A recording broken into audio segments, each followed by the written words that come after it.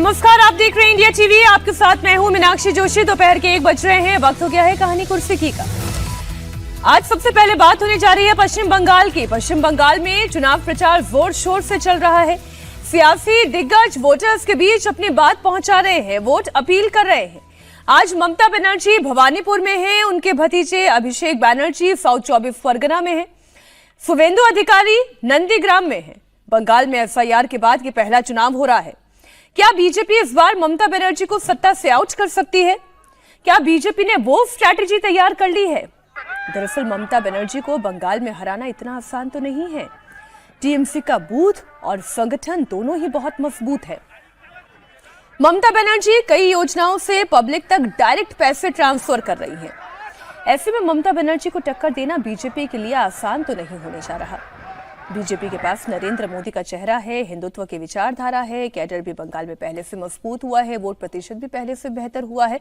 लेकिन बंगाल में मुस्लिम वोट की अहमियत बहुत ज्यादा है और ममता के लिए मुस्लिम वोट पाना चुनाव दर चुनाव इसमें कोई बड़ा चैलेंज भी नहीं है। वो वोट प्रतिशत तो बढ़ा ही रही है। बात यह है कि क्या बीजेपी के लिए हिंदुओं का वोट भी कंसोलिडेट हुआ है? क्या भारतीय जनता पार्टी ये ताकत दिखा पाई है कि ममता बनर्जी तक पहुंचने वाला वो भद्रजन अब बीजेपी की तरफ आ जाएगा? आज हम विस्तार से आधा घंटा पूरा पश्चिम बंगाल की चर्चा करने जा रहे हैं, सीट वाइज चर्चा करने जा रहे हैं, महत्वपूर्ण सीटों का विश्लेषण भी हम करेंगे। चारों मेहमान हमारे साथ स्टूडियो में मौजूद हैं। हर्षवर्धन त्रिपाठी जी, विजय त्रिवेदी जी, प्रोफेसर संगीत रागी और सुमीर चौगांवकर जी, बहुत स्वागत है आप चारों का। हम सबसे पहले ऑल ओवर बंगाल की बात करें, क्योंकि ये जो तस्वीरें हैं वो तस्वीरें बड़ी इंटरेस्टिंग है। कल ही हम हर्षवर्धन जी यहाँ से बात कर रहे थे, कोई रमजान मनाता है, ईद मनाता है, कोई काली पूजा करता है। ममता बनर्जी की लिस्ट में सबसे इंपॉर्टेंट बात तो यह है कि वो फ्रीबीज दे रही हैं, वो महिलाओं के खाते में पैसे दे रही हैं। जहां जहां पैसा आज तक गया है, वो महाराष्ट्र हो, वो बिहार हो, वो कोई प्रदेश हो, वहां वहां वो सत्ता में आता है। तो ममता बनर्जी तो इसलिए मजबूत दिखाई देती हैं। नहीं, अरविंद जी बेचारे बहुत फ्रीबीज के वो जनक थे, नए सिरे जनक थे। वैसे तो सब कर रहे हैं, कोई ऐसा नहीं है। केंद्र की सरकार भी कर रही है, भाजपा की सरकारें भी कर रही हैं, लेकिन अरविंद केजरीवाल जो इसके प्रणेता माने गए थे, मुफ्त में बिजली, मुफ्त में पानी, मुफ्त में महिलाओं को राइड, वो निपट गए जी। तो ये एक भ्रम है कि फ्रीबीज पॉलिटिक्स ही चुनाव जिताती है। लेकिन हाँ, अगर लोगों की जेब में कुछ पैसे आ गए, लोगों के हाथ में कुछ पैसे आ गए, तो फिर तो ठीक ही है। और अभी आज वो सुखविंदर सिंह सुक्खू का आया है कि वहां सब कटौती हो रही है, मंत्री जी, अधिकारी जी, सब जी लोगों की कटौती हो रही है। तो भाई आप जब फ्रीबीज करेंगे, रेवड़ी बटेगी, तो कहीं न कहीं तो उसका हिस्सा कटेगा। अब ठीक है, ये एक पॉलिटिक्स में आ गया और बहुत ही शर्मनाक है देश के नेताओं के लिए, देश के राजनीतिक दलों के लिए। इससे घटिया कुछ नहीं हो सकता। और वो एक राजनीतिक दल नहीं है, सब हम आम में नंगे हैं। ये मत समझिए कोई एक कमजोर है, सब मजबूत हैं। तो ममता जी भी कर रही, तो उनको भी आप कुछ नहीं कह सकते। और वो पहले से ही 1 दर्जन से अधिक ऐसी योजनाएं चला रही हैं। सवाल यही है कि क्या उन योजनाओं की आड़ में पश्चिम बंगाल में जो अत्याचार हो रहे हैं, जो महिलाओं पर हिंसा हो रही है, वो सब लोग भूल जाएंगे? क्या आरजी कर और संदेश खाली सबको भूल जाएगा? क्या उद्योगों का बंद होना सबको भूल जाएगा? क्या जिस तरह से पश्चिम बंगाल को देश से अलग कई बार बताने की कोशिश होती है कि वो बाहर से आए हैं, हमारा प्रधानमंत्री नहीं, क्या वो सब लोग भूल जाएंगे? असली सवाल ये है। बाकी ममता बनर्जी बहुत शानदार नेता है, उनको ऑप्टिक्स भी आती है, वो सब कुछ वो कर लेती है और उसमें उनकी राजनीति का हिस्सा है। तो वो लाभार्थी योजना वो भी अपने हिसाब से चला रहे हैं। हम एक एक करके, चूंकि आज तमाम सीटों का जहां पर जो हॉट सीट है, जहां पर ममता बनर्जी स्ट्रांग है, जहां पर बीजेपी स्ट्रांग है, वहां के कुछ फैक्टर्स क्या हैं, वो लगातार हम ग्राफिक्स के जरिए हमारे दर्शकों तक पहुंचा ही रहे हैं। हम सबसे पहले बात कर लेते हैं भवानीपुर की, जो कि विजय जी ममता बनर्जी की अपनी सीट है। वहां की लड़ाई अब इतनी भी आसान नहीं होने जा रही है। उसके पीछे कारण पहला तो यही है कि ममता बनर्जी पिछली बार जिन 58,832 वोटों से जीती थी, इस बार एफआईआर के तहत 47,000 वोट तो यूं ही कट गए। 14,000 वोट आज भी विचाराधीन स्थिति में है। इसका जोड़ कर ले तो 61,000 की स्थिति में तो वैसे ही वोट कट गए। तो ये टर्फ थोड़ा मुश्किल होने जा रहा है। और पिछली बार तो एक वो सरकार बना चुकी थी, मुख्यमंत्री की पोजीशन पर तय ही थी। यहाँ तब चुनाव है, नई लड़ाई है। बिल्कुल ठीक बात है। पिछली बार वो नंदीग्राम का चुनाव हार गई। यहाँ पर एक और फैक्टर है कि शुवेंदु भी यहाँ से लड़ फिर रहे से हैं चुनाव। टक्कर दे रहे हैं, उनको हेड ऑन कर रहे हैं। और दूसरा, आपने लोकसभा विधानसभा चुनाव की बात बताई कि 58,000 वोटों की लीड थी ममता जी की भवानीपुर में, लेकिन जब लोकसभा चुनाव हुए 2024 में उसके बाद तो वो 8,000 पर रह गई। बिल्कुल ठीक। तो अब 58,000 से काउंट करना तो बहुत अलग तरीके का, 8,000 ना भी माने उसको 15,000 मान लीजिए भाई लोकसभा चुनाव के हिसाब से, तो वो हो गया। और दूसरा SIR में जो करीब करीब 50-55,000 वोट कट गए हैं या कट जाएंगे, तो वो एक बड़ा नुकसान उनके लिए हो सकता है।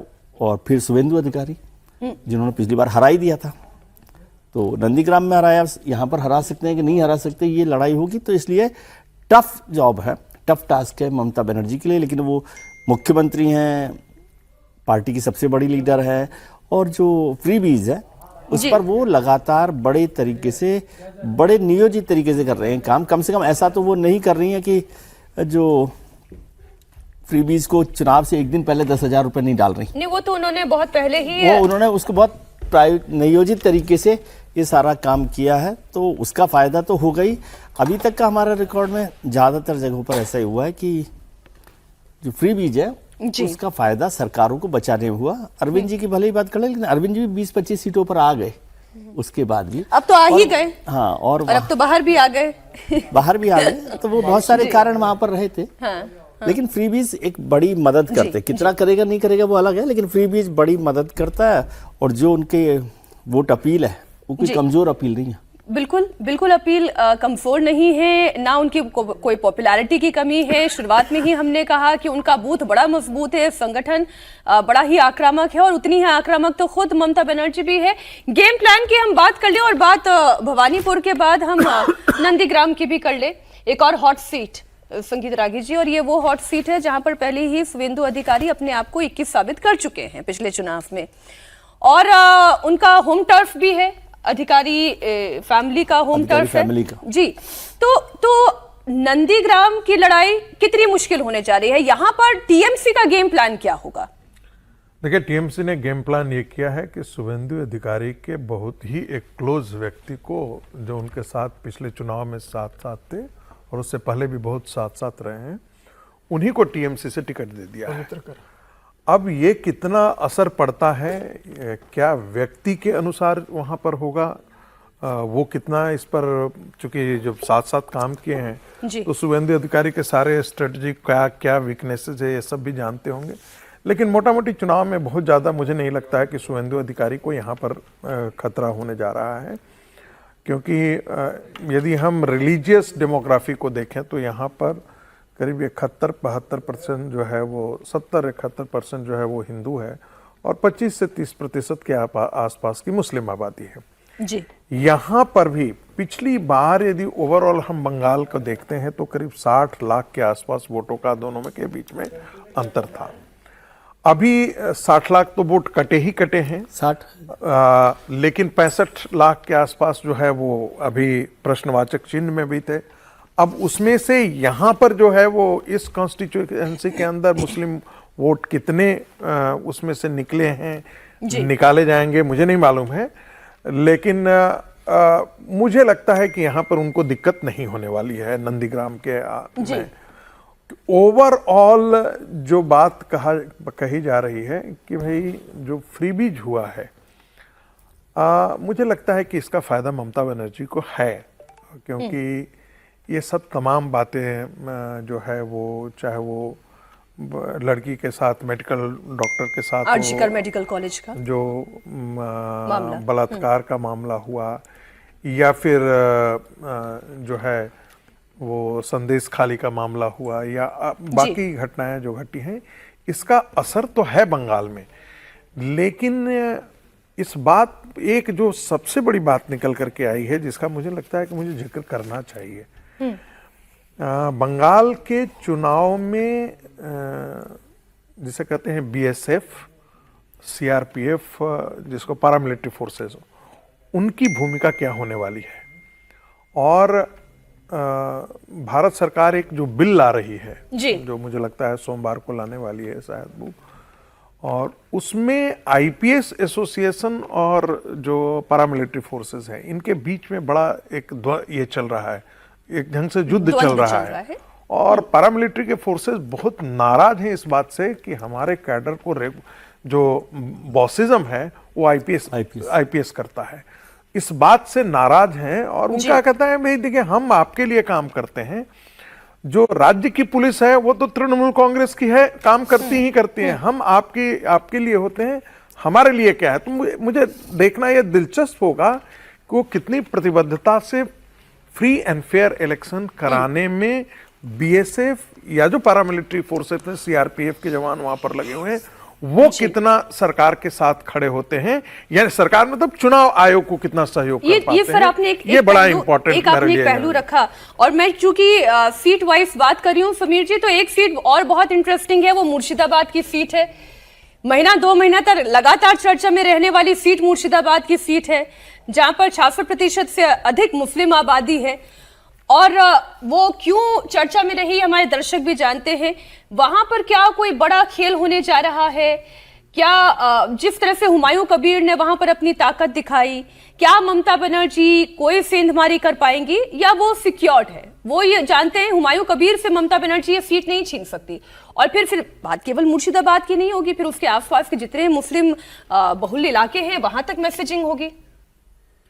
देखिए बहुत मतलब अभी ममता बनर्जी को इस बात की चिंता है कि जो मुसलमान का वोट बैंक उनके संग बहुत स्ट्रांगली जुड़ा हुआ था, वो क्या हुमायूं कबीर ने जिस तरीके से पार्टी बनाई है, उन्नयन पार्टी बनाई है, और कह रहे हैं कि 180 सीटों पर हम कैंडिडेट उतारने वाले हैं, और वो जिस तरीके से ममता बनर्जी के उम्मीदवारों को टारगेट कर चल रहे हैं, जहाँ मुस्लिम डोमिनेंस सीट है वहाँ पर वो वहाँ के अच्छे लोगों को सिलेक्ट करके टिकट दे रहे हैं। वो कह रहे हैं कि ओवैसी के साथ उनका गठबंधन होने वाला है। ओवैसी ने जिस तरीके से बिहार में आरजेडी और कांग्रेस के गठबंधन को नुकसान पहुंचाया, ओवैसी ने जिस तरीके से महाराष्ट्र में कांग्रेस को नुकसान पहुंचाया, तो क्या ओवैसी का तीसरा कदम अब बंगाल के अंदर ममता को नुकसान पहुंचाने का होगा? क्योंकि ओवैसी कह रहे हैं कि वो बंगाल के अंदर जाएंगे। तो अब देखना होगा कि हुमायूं कबीर और ओवैसी मिलकर बंगाल में मुसलमानों को क्या अपनी तरफ लाने की कोशिश करते हैं। अगर ममता का जो मुस्लिम वोट बैंक जो बहुत स्ट्रांगली ममता के साथ खड़ा हुआ है, उसमें अगर वो थोड़ी भी ढंग से सेंधमारी लगाने की स्थिति में आते हैं, तो यह सीधा सीधा भारतीय जनता पार्टी के हित के अंदर जाएगा मुझे लग रहा है। और भारतीय जनता पार्टी और तृणमूल कांग्रेस के बीच में जो 8 से 10% का गैप है, मुझे लग रहा है वो गैप कम हो जाएगा और वो सीधे सीधे भारतीय जनता पार्टी को सपोर्ट करेगा। अब क्या बंगाल के मुसलमान इस बात को जानते हैं कि हुमायूं कबीर तो सरकार बनाने की स्थिति में रहेंगे नहीं, ओवैसी तो रहेंगे नहीं, तो भारतीय जनता पार्टी को रोकने के लिए क्या हर स्थिति में वो ममता के साथ खड़े रहेंगे? मुझे लग रहा है कि फिलहाल वो ममता के साथ है, लेकिन कुछ सीटें ऐसी भी हैं जो ओवैसी और हुमायूं कबीर मिलकर नुकसान पहुंचाएंगे। लेकिन अभी एक नंदीग्राम सीट का मैं जिक्र कर दूं कि नंदीग्राम सीट पर जिस तरीके से प्रबित कर को टिकट दिया है ममता बनर्जी ने, तो क्या वो अधिकारी के खिलाफ करीबी उनको दिया है। और शुभेंदु अधिकारी का गढ़ रहा है, माना जाता है कि बहुत आराम से वहां जीतेंगे। लेकिन क्या वो क्या अमेठी की बनावटी होगी कि जिस तरीके से अमेठी में स्मृति ईरानी जीतने की स्थिति में थी? तो वहां पर एक जो खबर आ रही है, मतलब जो मैं कलकत्ता बात कर रहा था, संघ के और बीजेपी के कई जो लीडर्स है वहां पर जो जमीनी स्तर है, वो वहां शुभेंदु का जो तानाशाही वाला रवैया पार्टी के अंदर रहा है, अपने क्षेत्र में रहा है, और उन्होंने वहां पर जिस तरीके से पूरे टीएमसी के लोगों को अपनी टीम में रखा हुआ है, भारतीय जनता पार्टी का जो कोर कैडर है, संघ के जो कोर लोग हैं, उन लोगों को बहुत ज्यादा निगलेक्ट किया है। तो ये कहा जा रहा है कि वो कैडर बहुत नाराज है और हो सकता है कि वो ही शुभेंदु का गेम पलट दे वहां पर। तो ये देखने वाली बात होगी। और शुभेंदु भी इस बात को जानता है, अगर शुभेंदु में इतना कॉन्फिडेंस होता, वो तो अपने आप को ऑलमोस्ट सीएम प्रोजेक्ट कर ही चुके हैं। ये तो हम चर्चा कर रहे हैं। भारतीय जनता पार्टी में तो कोई मुख्यमंत्री अपने आप को प्रेजेंट नहीं कर सकता, ना उन्होंने ये कहा है, ना भारतीय जनता पार्टी ने मुख्यमंत्री के रूप में कहा है। ठीक है, वो बयान दे रहे हैं, इसमें कोई दो राय नहीं है। जी से मुलाकात नहीं हो पाई होगी अभी। योगी आदित्यनाथ का नाम लेना, हिमंत बिस्वा शर्मा का नाम लेना, फिर उन्हीं के समकक्ष अपना भी नाम ले लेना, इशारा तो वो यही देना चाह रहे हैं शुभेंदु अधिकारी नंदीग्राम से। तो आपको बहुत आश्चर्य मत मानना। और भवानीपुर में, भवानी से ममता बनर्जी आराम से जीतेगी। ठीक, एक बार ये नंदीग्राम सेक्टर भी और मुर्शिदाबाद सेक्टर भी। नहीं, देखिए सबसे पहले तो ये कि अगर नंदीग्राम में शुभेंदु अधिकारी ने हराया जी, तो कौन नेता बनेगा भाई? किसी और को बना दें। वो लोग जो लड़ भी नहीं पाते बंगाल में, किसको बना देना चाहिए नेता? हर चीज का सवाल खड़ा होना और उसके साथ जवाब आना, ये ठीक प्रक्रिया होती है। शुभेंदु अधिकारी ने अपने आप को साबित किया है। शुभेंदु अधिकारी मुकुल रॉय नहीं है। भारतीय जनता पार्टी को यह समस्या हो सकती है लंबे समय में कि ऐसा ना हो कि ज्यादातर लोग ऐसे हों कि जो संगठन, सरकार, ये मतलब उसमें इतना घालमेल हो जाए कि बाहर से आने वाला, लेकिन ये तो प्रक्रिया है। अगर बड़ा होगा संगठन तो शुभेंदु अधिकारी ही ममता बनर्जी को चुनौती दे रहे हैं। 1500 वोटों से ही सही, उन्होंने ही नंदीग्राम में हराया। अब उनके अलावा कौन और तय करेगा? और क्या नरेंद्र मोदी, अमित शाह उनके अलावा किसी और को लीडरशिप देख रहे हैं? यह भी बड़ा सवाल है ना, क्या वो किसी को लीडर के तौर पर देख रहे हैं? क्या उसका जवाब आता है नहीं। यहां तो आपकी सरकार नहीं है, इससे ज्यादा खराब स्थिति तो असम में है, जहां हेमंत बिश्व शर्मा ने जो टिकट दिए हैं उसमें कई संगठन के लोगों के टिकट कट गए हैं, वो नाराज हैं। संघ के से जुड़े लोग हैं वो नाराज हैं, विधायक थे वो, उनके टिकट कट गए। तो सवाल ये, क्या उसके बीच में कुछ निकल रहा है या दोनों जगह इनका नुकसान भारतीय जनता पार्टी को होगा? ये सवाल है बड़ा। और मेरा ये मानना है कि बिल्कुल ये ठीक है, शुभेंदु की ही अगुवाई में चुनाव लड़ना चाहिए, उससे बेहतर विकल्प अभी भारतीय जनता पार्टी के पास नहीं है। एक टिप्पणी कर दूं, बंगाल में बात हो रही थी तो लोग इस चीज का जिक्र कर रहे थे कि भारतीय जनता पार्टी को किसी लीडर को प्रोजेक्ट करना बहुत जरूरी है।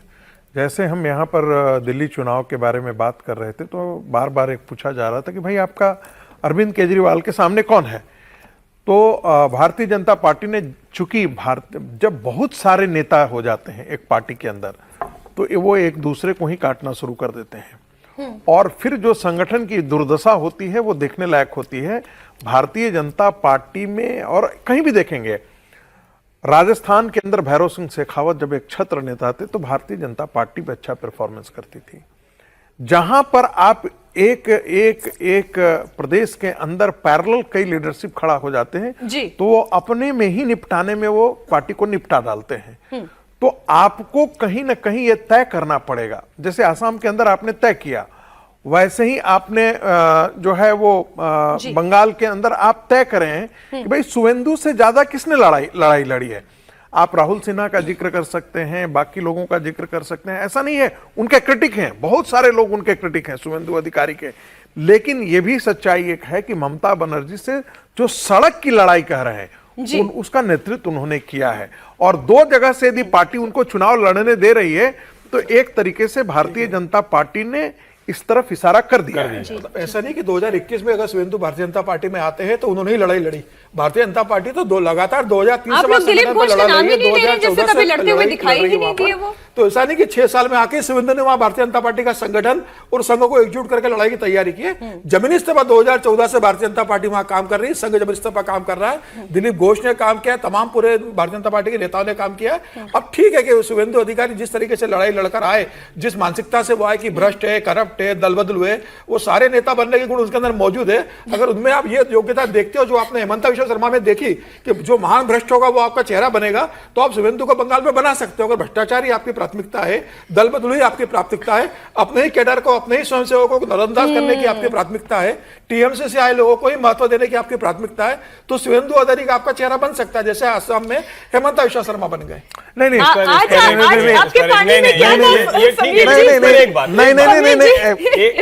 एक मिनट, क्या ये उत्तर प्रदेश में नहीं है? क्या ये बिहार में नहीं हुआ है? ये आपका जो हमारी पार्टी से आए, नहीं, दूसरी पार्टी से आए, योगी तो भारतीय जनता पार्टी के सांसद। नहीं, देखिए बहुत सारे ऐसे लोग हैं जिनको बिहार में भी आपने बाहर से आयातित किया, जिनका कोई आपकी आइडियोलॉजी से कोई लेना देना नहीं था। और मुख्यमंत्री बन जाने में फर्क है कि नहीं है सर? आयातित होना और आयातित को मुख्यमंत्री बना देने में फर्क है? आपका आयातित व्यक्ति आज के दिन में आसाम में सबसे बेहतर प्रदर्शन कर रहा है। शर्म की बात है कि आप एक लीडरशिप तैयार नहीं कर पाए। नहीं तो ये किस दो चीज थोड़ा मिल रही है, नेता चाहिए तो दूसरे दो चीज मिल रही है, मुझे दो लाइन बोलने नहीं विजय जी, आप नहीं, मीनाक्षी ये किस पर टिप्पणी कर रहे हैं? आप भारतीय जनता पार्टी पर टिप्पणी कर रहे हैं ना कि भाई आपने भारतीय जनता पार्टी बंगाल में इतने दिनों में एक लीडरशिप तैयार नहीं कर पाई, बिहार में कोई लीडरशिप नहीं तैयार कर पाई, आसाम में लीडर, ये किस पर टिप्पणी आप कर रहे हैं? अरे सर्बानंद बोल ही रहे बीजेपी पर ही टिप्पणी है। मैंने शानदार सर्बानंद सोनोवाल, मैं वही तो कह रहा हूँ। ये कैसे कह सकते हैं? नहीं, सर्बानंद सोनोवाल भी भारतीय जनता पार्टी के नहीं थे, ठीक है, लेकिन वो आए परिषद से आए थे। मैं फिर वही कह रहा हूँ, फिर तो ऐसे ओरिजिन खोजेंगे तो फिर जिसके परिवार में कौन कहाँ रहा है फिर तो कोई खड़ा ही नहीं हो सकता। मुझे लगता है ये डिबेट ज्यादा लंबे जा रहे हैं, लेकिन एक लाइन, लेकिन सर एक ही लाइन बोलूंगा। संगठन और सरकार का भेद इस मामले में हमेशा करना होगा। सरकार के लिए आपको आयातित लोग हों, बाहर से आए लोग हों, अगर वो कह रहे हैं कि हम इस विचार के साथ, इस निष्ठा के साथ उनको कमान देनी पड़ेगी। हाँ, संगठन में आपका वैचारिक आधार बना रहे, वहां आयातित लोगों की वजह से ज्यादा गड़बड़ ना होने लगे कि आपका मूल ही गड़बड़ा जाए, ये इसको समझिए। लेकिन ऐसा है ना, नहीं, ये राकेश इसके जी, राकेश जी, इसके टाइम बीच का ओवर है। लाइन जो है ना, कब किधर फिसल जाएगा त्रिपाठी जी, ये सब सबको दिखाई दे रहा है, ऐसा नहीं कि दिखाई नहीं दे रहा है। सर, मैं आदिवासी वोटर्स पर आ जाऊं। बंगाल में आदिवासी वोटर्स का चुनाव में बड़ा प्रभाव है और करीब 42 सीटों पर आदिवासी वोटर्स का इंपैक्ट देखने को मिलता है। अब आदिवासी वोट बंगाल में 2 इलाकों में बचा हुआ है। एक है नॉर्थ बंगाल, जिसमें अलीपुरद्वार, जलपाईगुड़ी, मालदा जिला आता है, तो वहीं दूसरा है जंगल महल का इलाका, जिसमें पुरुलिया, बांकुड़ा और पश्चिमी मेदिनीपुर जिला आता है। अब संथाल आदिवासी समाज इन दोनों इलाके में है, जिसकी आबादी करीब 52% है। संथाल वोट पर जिसकी पकड़ मजबूत रहेगी, वो इन दोनों इलाकों में बाजी मार सकता है। आपको बता दें कि 2019 लोकसभा चुनाव जंगल महल इलाके में स्वीप हुआ था। यहां हिंसा के चलते ममता सरकार के खिलाफ बहुत गुस्सा था, लेकिन 2021 विधानसभा चुनाव में टीएमसी ने 40 में से 28 सीट अपने नाम की। तो पहले तो हम इस संथाल की ही बात कर लेते हैं, विजय जी। देखिए, ममता जी का आदिवासी में भारतीय जनता पार्टी ने बहुत पकड़ बनाई है आदिवासी में, और पूरे देश भर में ही बनाई है, केवल बंगाल में नहीं। और संथाल को लेकर तो अभी जो महामहिम राष्ट्रपति जी को जो कंट्रोवर्सी हुई, वो संथाल में ही हुई। कोई सारी प्रक्रिया को लेकर हुई ना। अब इसमें फिर मत करना कि राष्ट्रपति जी को आप राजनीति में मत घसीटिए, मतलब ये चर्चा हुई थी उसमें कि राष्ट्रपति जी ने खुद ने कहा था कि भाई ये इस तरह का प्रयोग हुआ और उनका कार्यक्रम बदल दिया गया, स्थान बदल दिया गया और तमाम बातें हुई, तो वो संथाल वोटों को लेकर चिंता थी। और भारतीय जनता पार्टी, उनकी पकड़ आदिवासी वोटों पर है, लेकिन वो स्लिप हुई है। और ममता बनर्जी कमजोर लीडर नहीं है, वो अपने हाथ से उस वोट को नहीं निकलने देने रही। जो बार बार हम बात कर रहे हैं ना आदिवासी के साथ, में फिर से जोड़ दूं कि मुस्लिम वोट तो ममता बनर्जी के पास है ही, इस पर तो आप कोई वो नहीं कर रहे बहस।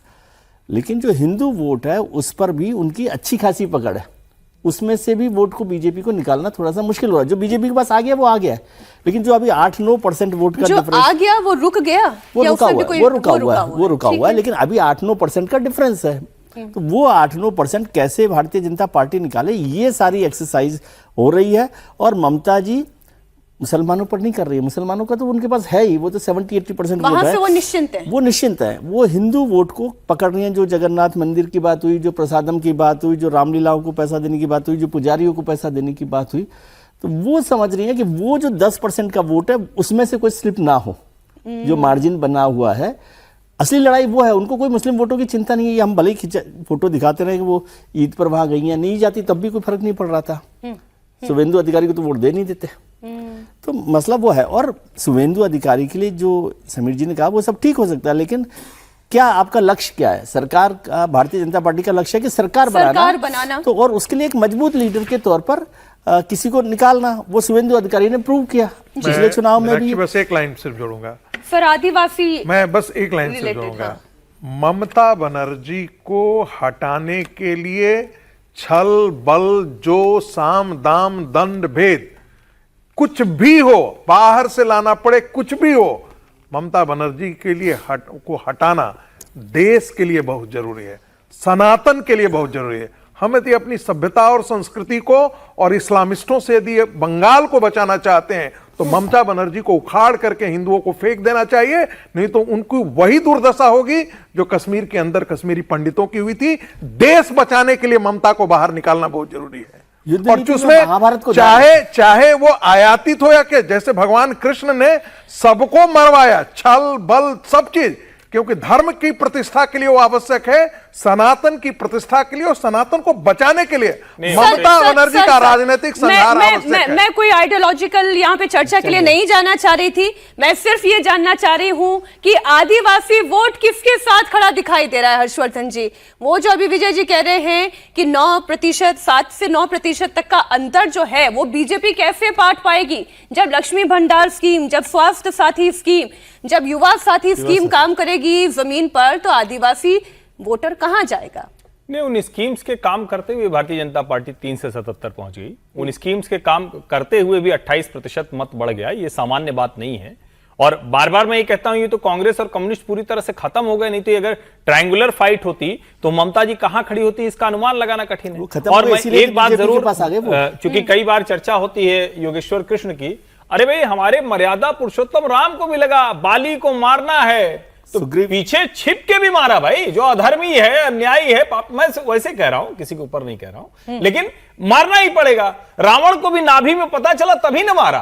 तो अगर कोई ऐसा बलशाली हो जाए, ऐसी उसकी स्थिति हो जाए, तो युद्ध उसी तरह से लड़ा जाता है। तो उसमें मुझे लगता है कि साम दाम दंड भेद शामिल होता है, इसमें कौन सी ऐसी बात। और मेरा ये मानना है कि आदिवासी वोट पिछले कुछ समय में नरेंद्र मोदी के साथ पूरे देश में शिफ्ट हुआ है, जहां उसकी ट्राइबल लीडरशिप नहीं है। जैसे झारखंड में ट्राइबल लीडरशिप उनके पास है तो नहीं गए भाजपा के पास, लेकिन और दूसरी जगहों पर गुजरात और मध्य प्रदेश उसका बहुत बड़ा उदाहरण है, छत्तीसगढ़ उसका बहुत बड़ा उदाहरण है। और हो सकता है कि पश्चिम बंगाल के चुनाव में भी आदिवासी मतों का लगभग हिस्सा वो भारतीय जनता पार्टी के साथ जाता हुआ दिखे। अच्छा, एक बड़ा इंटरेस्टिंग पोस्ट है ममता बनर्जी का।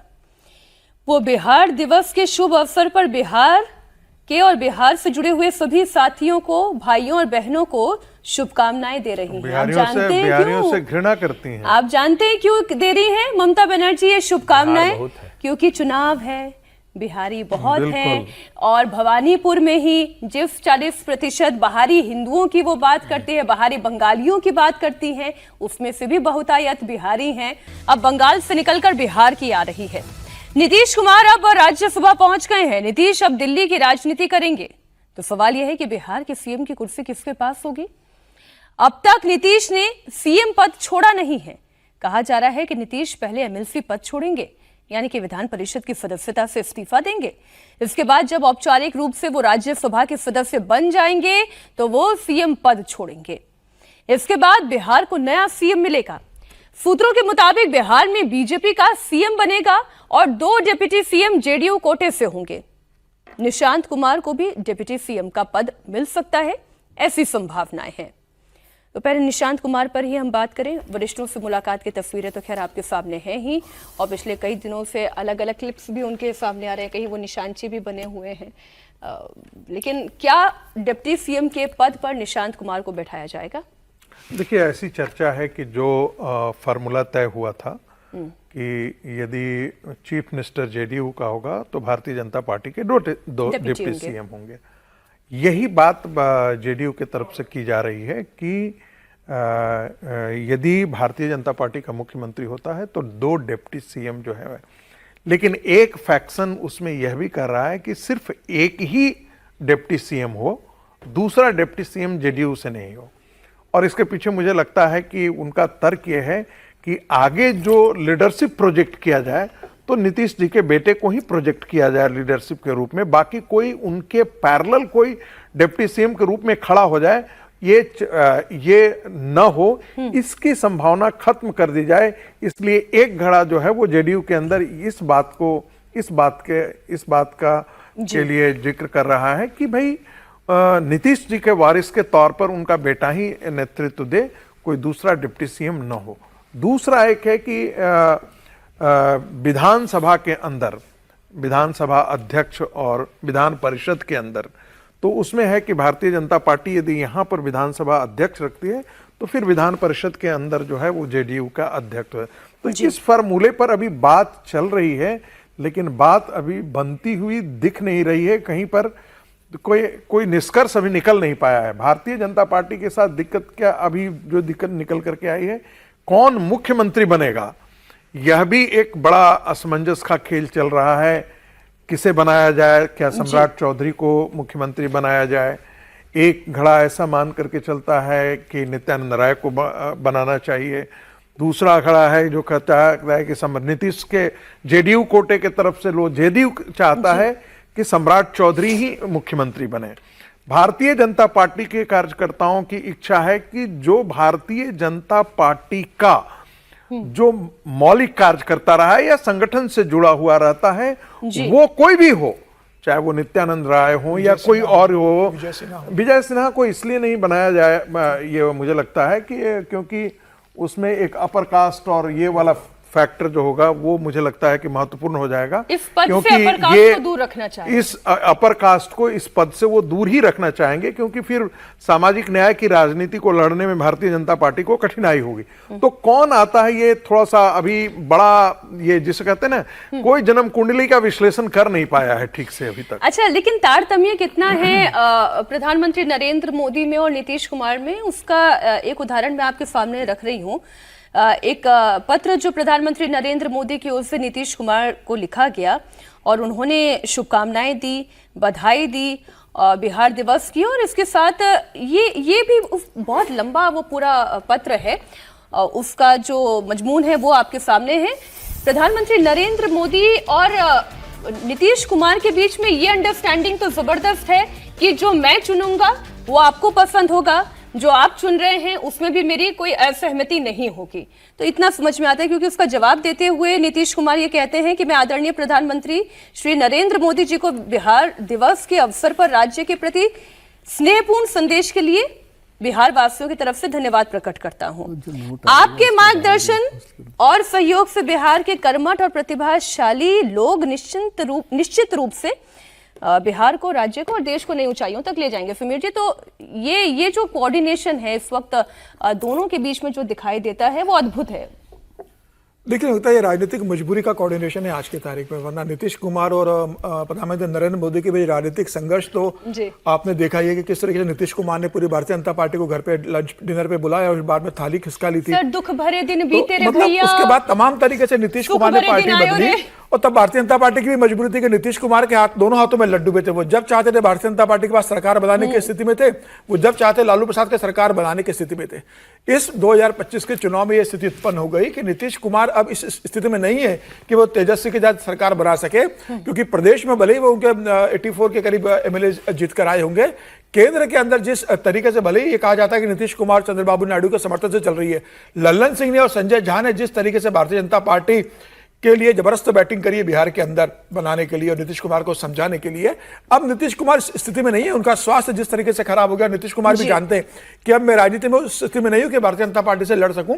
भारतीय जनता पार्टी अब बिहार में बहुत मजबूत है, केंद्र में निशांत कुमार के लिए वो जगह सिक्योर करके जाएंगे, और निशांत कुमार को पार्टी का सदस्य बना दिया है। नीतीश कुमार पार्टी के राष्ट्रीय अध्यक्ष फिर बन गए हैं। तो मुझे लग रहा है कि निशांत कुमार को तय होगा कि निशांत को क्या उप मुख्यमंत्री बनाना है, क्या मंत्री बनाना है, या कार्यकारी अध्यक्ष बनेंगे। लेकिन निशांत कुमार जिस तरीके से, मतलब मुझे लगता है उन्होंने जो स्पीच दी थी पार्टी के सदस्य बनने के बाद, कहीं से लगता नहीं कि वो एक तरीके से नेता है। संगठन का उनको अनुभव नहीं है, सरकार चलाने का अनुभव नहीं है, एक उनकी पर्सनालिटी ऐसी लीडरशिप नहीं है अभी। तो क्या राजनीति से दूर रखने का नहीं होता। इतने परिवार से आप आते हो, आपके पिता इतने लंबे समय से राजनीति में रहे, एक औरा होता है बेटे का भी। अब वो जिस तरीके से व्यवहार कर रहे हैं, मुझे लगता नहीं कि उन्हें उप मुख्यमंत्री बनाया जाएगा। अगर उन्हें उप मुख्यमंत्री बनाते तो फिर सरकार कौन चलाएगा ये सब जानते हैं। मुझे लग रहा है उन्हें संगठन में होकर थोड़ा बिहार को समझे, राजनीति को समझे, संगठन को, उसके बाद लौट कर आए। आप इसमें कुछ टिप्पणी करना चाह रहे थे? भोले बहुत ज्यादा है ना। नहीं, मैं इसमें कुछ नहीं जोड़ना चाहता था, मैं सिर्फ इतना कहता था, देखिए बिहार अभी जिस स्थिति में है जी, वहाँ पर ये कहना बड़ा मुश्किल लग रहा है कि नीतीश कुमार, यदि आपको ध्यान में होगा कि हाल में एक सभा में उन्होंने कहा था, उस बगल में सम्राट चौधरी भी खड़े थे, कि आगे जो है वो हम कहीं नहीं जा रहे हैं और हम यहीं पर हैं, और सम्राट जी की ओर इशारा करके उन्होंने कहा था। तो एक बड़ा एक लगा था कि शायद वो अपने उत्तराधिकारी के तौर पर सम्राट, लेकिन ध्यान रखिएगा कांग्रेस पार्टी के 4 विधायक जो है वो टूटने के लिए कभी भी तैयार हैं और वो भारतीय जनता पार्टी में मर्ज भी कर रहे हैं, क्योंकि अभी तक वहां पर न व्हिप डिसाइड हो पाया है, न ही उनका सचेतक जिसे कहते हैं कोई अध्यक्ष वहां पार्लियामेंट्री बोर्ड का डिसाइड हो पाया है। तो वो 4 के 4 जो हैं वो टूट करके किस दिन भारतीय जनता पार्टी में आ जाएंगे कहना मुश्किल है। वो मैंने ये मोटा मोटी है। साथ ही ये भी कहा जा रहा है कि उपेंद्र कुशवाहा राज्यसभा में वो उनकी भी पार्टी शायद भारतीय जनता पार्टी में मर्ज कर जाए। तो वैसी स्थिति में भारतीय जनता पार्टी जो है वो जो जेडीयू पर कंप्लीटली वो डिपेंडेंस की तरफ जो है ना, वो थोड़ा सा कमने की तरफ इशारा कर रहा है। तो पॉलिटिकल डिपेंडेंस है। मैं कह रही हूँ ममता बनर्जी की भी हर्षवर्धन जी डिपेंडेंस किस पर है? वो बिहारियों को कांग्रेचुलेट कर रही हैं, और जब मैं ये खबर बता रही थी तब संगीत रागी जी बोल रहे थे कि नफरत करती हैं वो बिहारियों से। नहीं, देखिए, मुझे लगता है कि ये राजनीतिक तौर पर सारे अपने अपने तरीके से होते हैं, एक पैतरेबाजी आप कह सकते हैं इसको। लेकिन ये तो सच है ना कि ममता बनर्जी ने जो भी बाहर के लोग हैं उनके ऊपर निशाना साधने में, हमला करने में कोई कमी नहीं की। यही वजह है कि उन सीटों पर भारतीय जनता पार्टी को लाभ मिलता है। यही वजह है कि भारतीय जनता पार्टी वहां ये कहती है कि चूंकि ममता बनर्जी वो बांग्लादेशी घुसपैठियों से ज्यादा प्रेम कर लेती हैं, उत्तर प्रदेश बिहार से आए लोगों से कम करती हैं, या इसको नफरत के हद तक भी कह सकते हैं। लेकिन अब ममता बनर्जी भी तो राजनीति में है, तो उनके पास भी तो ये अवसर है ना, बिहार दिवस पर एक शुभकामना दे, और सभी मुख्यमंत्रियों को सभी राज दिवसों पर देना चाहिए, इसमें कोई गलत बात नहीं। और कोशिश वो भी तो करेंगी ना, तो कुछ वोट उनके पास आए। लेकिन इसमें कहीं कोई कंफ्यूजन नहीं है, जो उत्तर प्रदेश बिहार के लोग हैं वो बहुतायत भारतीय जनता पार्टी के साथ जा रहे हैं, इसमें कोई कंफ्यूजन नहीं। शुभकामनाएं देना ममता बनर्जी का काम था। अब वो शुभकामनाएं बिहारियों को पसंद आती है तो वोट में तब्दील होती है या नहीं, वो वहां की जनता बताएगी। लेकिन ममता बनर्जी ने जो ट्रैक पकड़ा है, उस ट्रैक पर अखिलेश यादव अभी से चलने लगे हैं। बात उत्तर प्रदेश की कर रही हूं, जहां चुनाव तो अगले साल है, लेकिन चुनावी पिच अभी से तैयार होने लगी है। अखिलेश यादव लोकसभा चुनाव में मिली सफलता के बाद विधानसभा चुनाव में भी एक करिश्मे की उम्मीद में हैं। हर मुद्दे पर योगी सरकार से सवाल पूछते हैं, वोटर्स को लुभाने के लिए तरीके आजमाते हैं। अखिलेश यादव ने महिला वोटर्स को साधने के लिए नई योजना की शुरुआत की है। योजना का नाम है मूर्ति देवी मालती देवी महिला सम्मान योजना। मूर्ति देवी अखिलेश की दादी और मालती देवी उनकी मां का नाम है। इस योजना के तहत 20 कैटेगरी में अवार्ड दिए जाएंगे, जिसकी सम्मान राशि है 1 लाख रुपए। वहीं योगी यूपी के विकास के डबल इंजन को लगातार रफ्तार दे रहे हैं। योगी ने आज 1228 नर्सिंग अधिकारियों को नियुक्ति पत्र सौंपा, तो यूपी में अखिलेश का महिला सम्मान कार्ड उन्होंने खेल दिया। अब ये सम्मान कार्ड चलेगा या योगी की नौकरी वाला कार्ड चलेगा, ये जनता तय करेगी। लेकिन हम आपको पॉलिटिकल बयान सुना देते हैं कि हम भरोसा दिलाना चाहते हैं कि आने वाले समय में जिस तरीके से पहले हम लोगों ने काम किया, महिलाओं की सुरक्षा के लिए, महिलाओं के स्वास्थ्य को लेकर के, महिलाओं के सम्मान के लिए, महिलाओं की समृद्धि के लिए, आने वाले समय में जब कभी भी समाजवादियों को मौका मिलेगा, उन्हें हम लोग उन योजनाओं को और अच्छी तरीके से चला करके अपनी आबादी को न केवल सम्मान दिलाएंगे, बल्कि समृद्धि और संपन्न बनाने के लिए भी आगे बढ़ने का काम करेंगे। अब महिला कार्ड कितना असरदार, ये फिर बताने की जरूरत नहीं है। पश्चिम बंगाल में भी महिला कार्ड, अखिलेश यादव अभी से चल रहे हैं महिला कार्ड। मूर्ति देवी मालती देवी योजना का उन्होंने ऐलान कर दिया। विजय जी, सब अपने अपने एक्सरसाइज कर रहे हैं, मतलब ये तो कोई बहुत बड़ी घटना नहीं है, ये तो अपनी पार्टी के लेवल पर एक छोटे अवार्ड देने का काम है, उसको शुरू कर रहे हैं। अभी जैसे आप पहले बात कर रहे थे बिहार दिवस पर, अच्छी बात है, सब लोग दे रहे हैं। यूँ तो लोग ईद पर भी बधाई देते ही है ना, ऑफिशियल हैंडल से।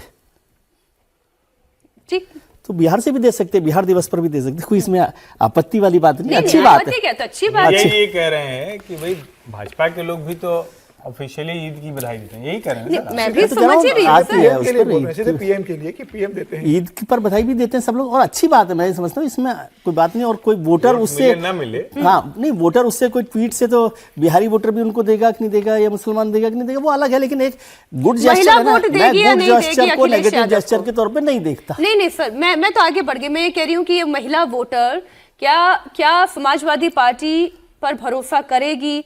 आप ये कह रहे हैं कि छोटी योजना, ऐसी छोटी योजना की तो शुरुआत हुई है, फिर बड़ी-बड़ी योजनाओं की बात होगी। ये तो एक दरवाजा खोलने का है कि भाई ठीक है, हम शुरू कर रहे हैं इस काम को। एकदम अचानक से कहीं पर महिला वोट के लिए इस तरह से, महिला वोट के लिए नहीं है, नहीं महिला वोट के लिए, लेकिन इससे महिला वोट मिल जाएगा ऐसा मुझे नहीं लगता। ये कोई योजना नहीं है ना, ठीक है, पड़ सकता है ना भाई। आप क्या कोई सशक्त महिलाएं नहीं है राज्य में? परिवार की महिलाओं के नाम, परिवार की महिलाओं के नाम पर आप सब, ये तो ऐसे सब जगह मुझे नहीं लगता छोटे छोटे संस्थान होते हैं वो चलाते हैं अपने। यदि महिला सशक्तिकरण के लिए करना था तो उत्तर प्रदेश में जो महिलाएं लड़ाई में जो सशक्त महिलाएं थी, सामाजिक लड़ाई में, आजादी की लड़ाई में, जातियों के लड़ाई में, आंदोलन में रहे हैं, उन सब लोगों के नाम पर भी आप वो सशक्तिकरण के लिए अवार्ड दे सकते हैं। लेकिन वो दिया, वो एक, मैं इसको बहुत पारिवारिक काम से या पार्टी के काम से ज्यादा बड़ा नहीं देखता, और इसके आधार पर दे देंगे। लेकिन वो ये कहने के लिए कि क्योंकि समाजवादी साइकिल का चिन्ह है, इसलिए मुझे ये लगा कि ये तो पार्टी का काम है,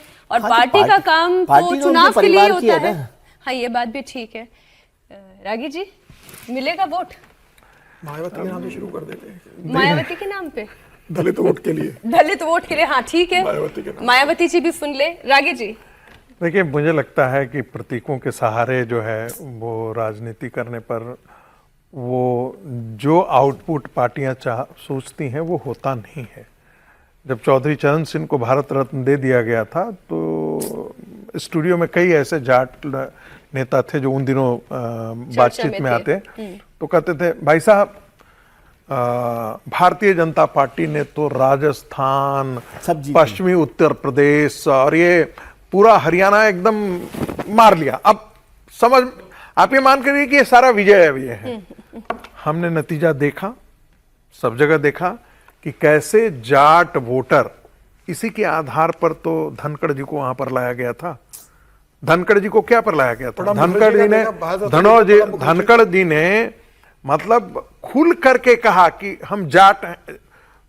एक बात पर उन्होंने कहा कि एक जाट नेता को आप इस तरह से अपमानित करते हैं। जाट पुत्र हो गए थे वो। हाँ, मतलब आप इस मुझे तो प्रकार, ये भी याद आ रहा है कि स्तर पर proceedings में आकर वो ऐसे मुहावरे भी कहते थे, पढ़ा लिखा और है ना। हाँ, मुझे ये खूब जाट वाली बात खूब हो रही थी। लेकिन जाटों ने क्या उस आधार पर वोट दिया? क्या द्रौपदी मुर्मू जी को आपने बनाया तो क्या उससे के सारे जो ट्राइबल लोग थे उन्होंने क्या वोट देना शुरू कर दिया? क्या मुझे लगता है कि जितनी पॉलिटिकल पार्टियां हैं, और ये प्रयोग तो सबसे बेहतर प्रयोग तो जो है वो नरेंद्र मोदी जी ने गुजरात में किया था।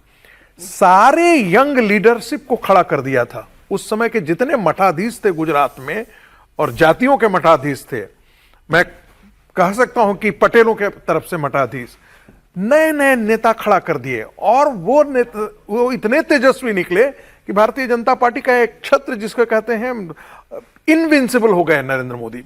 वही है कि आप ये जो आइकन्स के तौर पर इनको हम खड़ा कर देते हैं और हम समझते हैं कि इससे हमको जो है, चाहे वो यादव के जाति से हो, चाहे वो भूमिहार से हो, चाहे वो राजपूत से हो, कोई फर्क नहीं पड़ता है। यदि आपने ग्रास रूट पर लीडरशिप खड़ा किया है और उनके लिए आप काम करते हैं, वो वोट आपके पास आएंगे। एक क्विक कमेंट समीर जी, फिर अगली खबर पर बढ़ूंगी। नहीं, मुझे लगता है कि ठीक है, 2027 का चुनाव बहुत ज्यादा दूर नहीं है, साल भर का भी समय नहीं बचा और अखिलेश यादव को लग रहा होगा कि छोटे छोटे प्रयोग करने से कुछ महिलाओं के अंदर संदेश जाएगा, तो अपनी अपनी योजनाएं लेके आते। सरकार उनके पास है नहीं कि वो सरकार की तरफ से कोई योजना लागू कर सके, तो वो अपने स्तर पर योजनाएं लागू करके संदेश महिलाओं को देना चाहते हैं। भाई, महिलाओं का विश्वास तो तब जीता जा सकता है ना कि अगर योगी सरकार से महिलाओं का विश्वास हटेगा तो ही आपको महिलाओं का लेकिन महिलाएं तो बड़े सुरक्षित महसूस करती हैं। योगी आदित्यनाथ ने काम किया है, महिला जिस तरह से सुरक्षित महसूस कर रही है, रात को 12 बजे भी महिलाएं सुरक्षित होकर जाती है, बिना डरे जाती है कि योगी का राज है। और योगी जी ने कहा है कि इस चौराहे पर अगर कोई बदमाशी करेगा तो अगले चौराहे पे उसका एनकाउंटर हो जाएगा। तो ये जो योगी ने वहां पर लॉ एंड ऑर्डर लगाया, महिलाएं बहुत खुश है।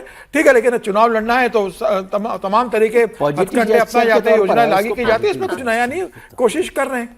सब लोग अपने अपनी एक्सरसाइज करते हैं। पॉजिटिव जेस्चर है, मैं समझता हूं पॉजिटिव जेस्चर में कोई इतनी बुरी बात नहीं है। नहीं सर, आपको क्यों लग रहा है कि हम बुरी बात ढूंढ रहे हैं? हम मतलब जैसे पॉलिटिकल बात है, बिहार दिवस पर भी आई बात, बिहार दिवस की बधाई दे दी, ठीक है, ईद पर बधाई दे दी, ठीक है, अवार्ड दे दिए महिलाओं को, ठीक है, उसका कोई सबका रिजल्ट एक के बदले एक होगा ऐसा नहीं। नई लीडरशिप तैयार करना वो भी अच्छी चीज है। अब किस कारण से नई लीडरशिप तैयार की गई, इस पर अलग से बंगाल के अंदर बाहरी में ममता बनर्जी का यदि आप इलेक्शन कैंपेन देखिएगा तो जैसे सिर्फ गुजरातियों के लिए नहीं, वो बाहरी अखिलेश यादव बिहार के लिए जो हिंदी भाषी क्षेत्र के लोग जो बंगाल में चले गए थे, इससे अच्छा अखिलेश यादव ये करते कि 5 बार आप जया बच्चन को राज्यसभा भेज रहे हो, किसी दलित को राज्यसभा भेज रहे हो, तो संदेश देने के लिए आपके लिए ठीक रहता ना। जया बच्चन को आप 5 बार राज्यसभा भेज रहे हो और आप किसी दलित को नहीं भेज रहे हो। और जिस बात का जिक्र तो पटेल ने किया था कि भाई आप पीडीए की बात करते हो और आपको जब राज्यसभा भेजना है तो आपको जया बच्चन मिलती है और आपको जो चीफ सेक्रेटरी रहे वो मिलते हैं, कोई आपको दलित को नहीं भेजते। तो दलित को भेजते तो ज्यादा संदेश जाता।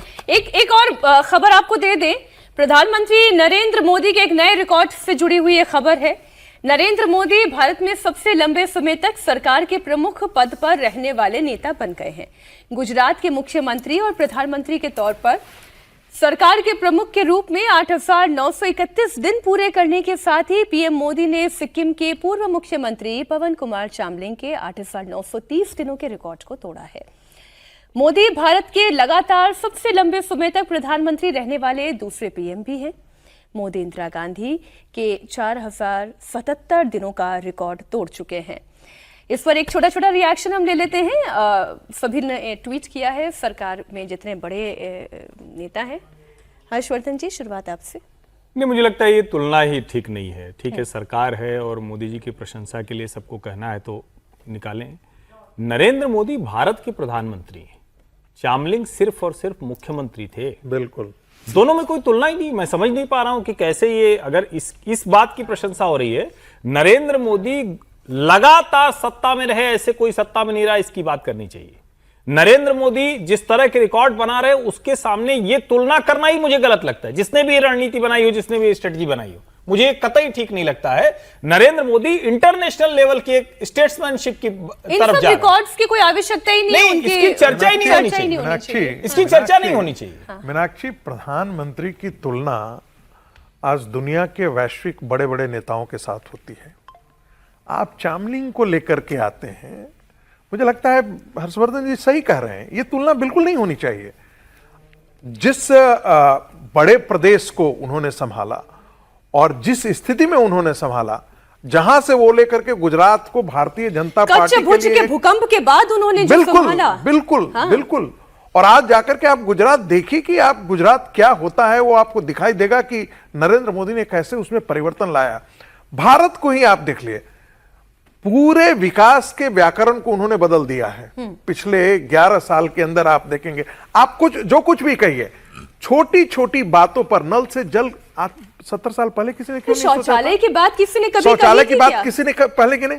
सामाजिक न्याय की जिस परिभाषा को नरेंद्र मोदी ने जमीन पर उतारा, कोई उतारने वाला है? चामलिंग हो, चाहे सामाजिक न्याय की जितने भी पुरोधाओं का आप नाम ले लीजिए, लालू से लेकर के मुलायम सिंह तक, ये सब बड़े बड़े नारों के साथ खड़े रहे, अपने परिवार से बाहर नहीं निकल पाए। उनकी तुलना इनके साथ करना बेईमानी है। विश्व के बड़े नेताओं के साथ आप कीजिए, वहां पर बात समझ में आती है। गमले में उगे हुए पौधों के साथ आप बरगद की तुलना मत कीजिए। वक्त एक छोटे से ब्रेक का है। सेवा भाव इंपॉर्टेंट होता है ना, कई बार सबको प्रधानमंत्री जी का मसला नहीं है, नहीं है मसला आप कैसे सेवा भाव में रहना चाहते हो, दिखना चाहते हो, वो है। बल्कि ये प्रधानमंत्री के सच में जो उन्होंने कहा कि आप गमले को और बरगद की तुलना करने का, प्रधानमंत्री अब इस एक दिन का रिकॉर्ड बना है कि नहीं बना, 8 और ऐसी बेचे नहीं कि कल 8,930 दिन हुए थे, आज 8,931 दिनों को। ये क्रिकेट के T20 का रिकॉर्ड थोड़ी है कि कहां पर होना चाहिए, फिर उस मैदान में होना चाहिए, फिर लखनऊ की शाम को 7 बजे कितना बड़ा। मैं वही शर्मनाक है। प्रधानमंत्री का जो कद है वो इन सबसे बड़ा है। जब राहुल गांधी की भी तुलना करने लगते हैं प्रधानमंत्री से, तो मैं कहता हूं कि ये बेईमानी है भाई। ये गमले में उधे हुए पौधे हैं, जमीन की जड़ों से जुड़े हुए बरगद से आप तुलना कर रहे हैं गमले में उगे हुए पौधों की। तो मत कीजिए राजनीति में।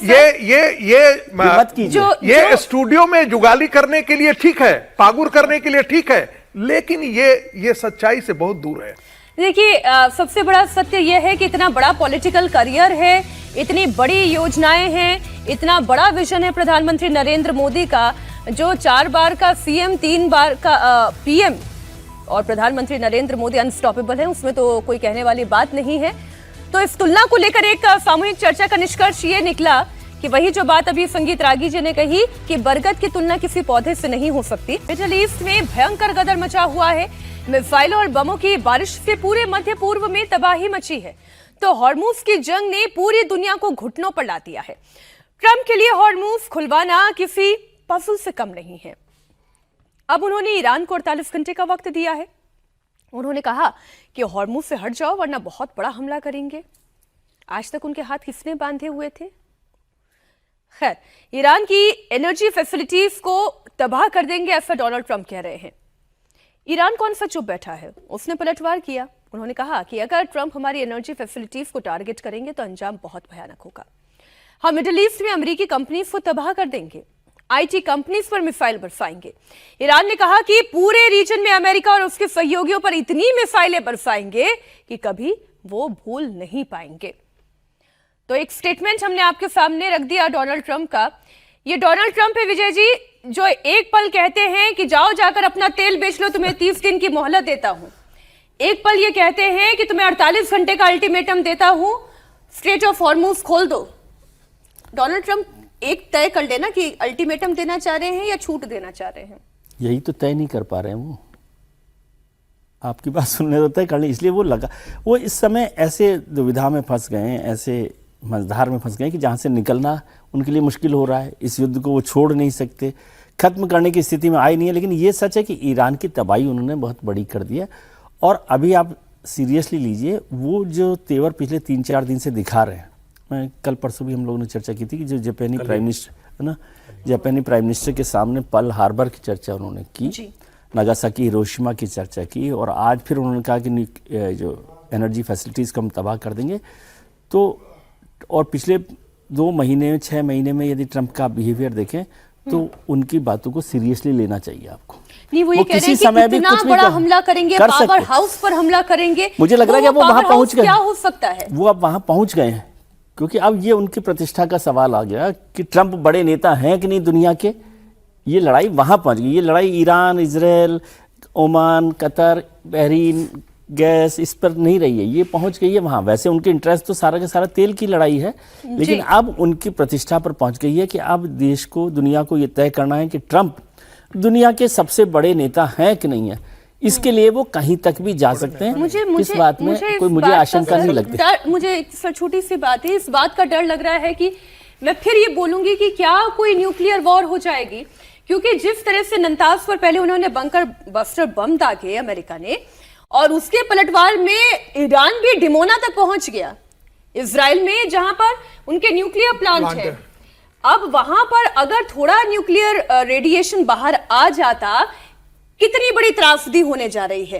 तो ये दोनों तरफ के स्टेटमेंट ऐसे ही हैं कि अब जो होगा उसके बाद फिर कुछ नहीं बचेगा। डियागो गार्सिया तक जो हमला किया, हाँ, त्रासदी तो हो गई है, लेकिन त्रासदी तो वैसे ही बहुत बड़ी हो चुकी है ना। हम लोग चूंकि यहां से देख नहीं पा रहे हो, मैं बार बार कह रहा हूं कि इतने दिनों की लड़ाई हो गई। 28 को शुरू हुई थी, आज यहां हम लोग पहुंच आए हैं, तारीख हो गई है कितनी, आज 22 तारीख हो गई। तो आप 23 दिन की लड़ाई, 24 दिन की लड़ाई हो चुकी है।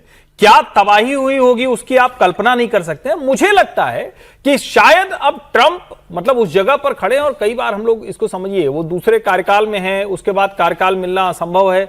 जो इंटरनल डोमेस्टिक पॉलिटिक्स है अमेरिका की, उसमें अगर वो कमजोर दिखेंगे तो वो मिड टर्म में भी हारने वाले हैं। ऐसे में बड़ा खतरनाक हो जाते हैं ट्रंप, और ट्रंप की पूरी लड़ाई ही यही है। अब अगर वो मांगा नहीं करते दिखेंगे तो क्या करेंगे वो, तो जाहिर है कुछ ऐसा एक अचानक कोई ऐसा काम वो कर सकते हैं। और ईरान का क्या है कि वो कह रहा है कि हम तो बर्बाद हो चुके हैं। दिक्कत यह है कि दो के दोनों किसी की सुनने को तैयार नहीं। ईरान ने जो शर्तें दी हैं वो अमेरिका किसी कीमत पर नहीं मान सकता, और अमेरिका इससे पहले मान नहीं सकता कि वो ये दिखे कि उसकी जीत होती दिख रही। अब कोई मतलब मिड पाथ निकालना पड़ेगा कि दोनों को लगे, वरना मैं भी ये मानता हूं कि किसी भी जगह तक जा सकते हैं, किसी भी हद तक जा सकते हैं ट्रंप। इसमें कोई इफ बट जब आप हद कहते हैं तो वो न्यूक्लियर भी है, न्यूक्लियर भी हो सकता है, कहीं तक भी जा सकते हैं। आज के समय में न्यूक्लियर क्या भाई, न्यूक्लियर से पहले जितने तरह के, अभी जो इजराइल ने कहा ईरान के लिए ताजा कि उसने वो जो प्रतिबंधित हथियार है यूनाइटेड नेशंस के, उसका इस्तेमाल कर लिया है। आप अगर ये प्रतिबंधित हथियारों का इस्तेमाल शुरू कर देंगे तो न्यूक्लियर जैसा ही तो खतरनाक है। मुझे लगता है सबसे पहले तो यूनाइटेड नेशन का हेड ऑफिस को ताले लगा देना चाहिए। यूनाइटेड नेशन को सर वो है भी, वो कुछ कर नहीं, है ही नहीं, कोई सुन नहीं रहा। यूनाइटेड सिक्योरिटी काउंसिल को सुन नहीं रहा, यूनाइटेड नेशन को कोई सुन नहीं रहा है। तो मुझे लगता है कि इसका जो भारी भरकम खर्चा वो सब ताले लगा दो, जिस देश को जो मनमानी आते करते रहना चाहिए।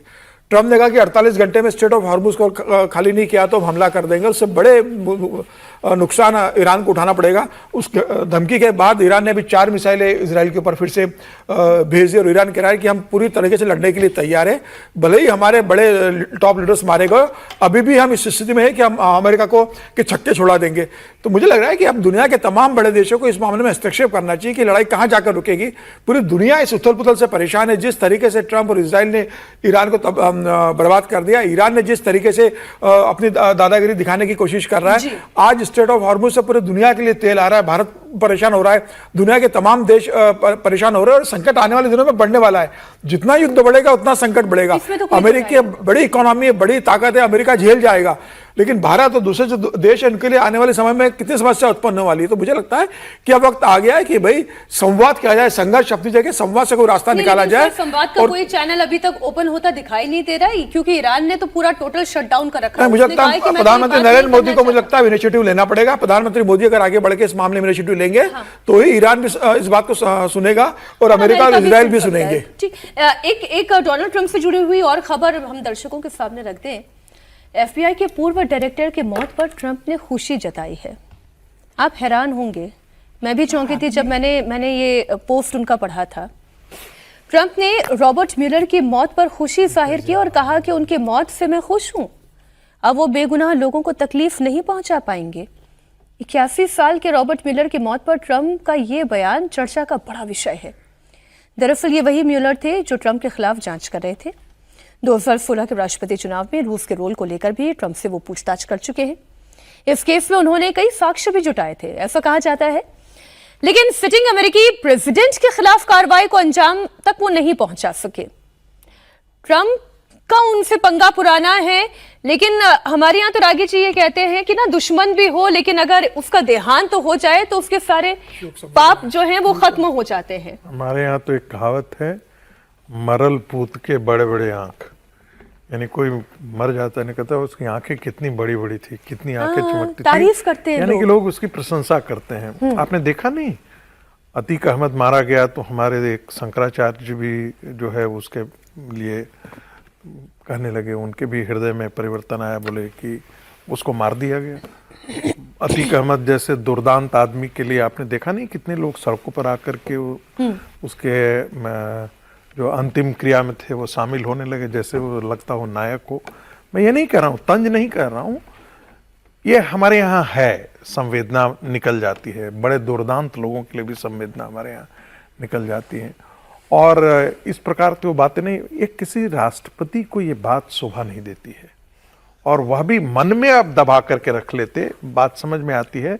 आपके मन में हो भी दिया कि आपके खिलाफ इसने आपको तंग किया हो, या आपके खिलाफ वो केस की सुनवाई कर रहे थे, इन्वेस्टिगेट तो ना बोले वो ज्यादा बेहतर है। बिल्कुल बिल्कुल। लेकिन एक चीज आना चाहते हैं कि ये जंग किस तरफ जा रहा है। अब कई हमारे यहाँ पत्रकारों में लोगों को भी हो रहा है, वो सारा का सारा जो है, जैसे उनको लग रहा है नरेंद्र मोदी पर भी वो टूट पड़े हैं, जैसे लग रहा हो कि नरेंद्र मोदी ने ही ये युद्ध करवा दिया या भूमिका ने। अरे भाई, हमारी क्या भूमिका हो सकती है? हम दोनों को समझा सकते हैं।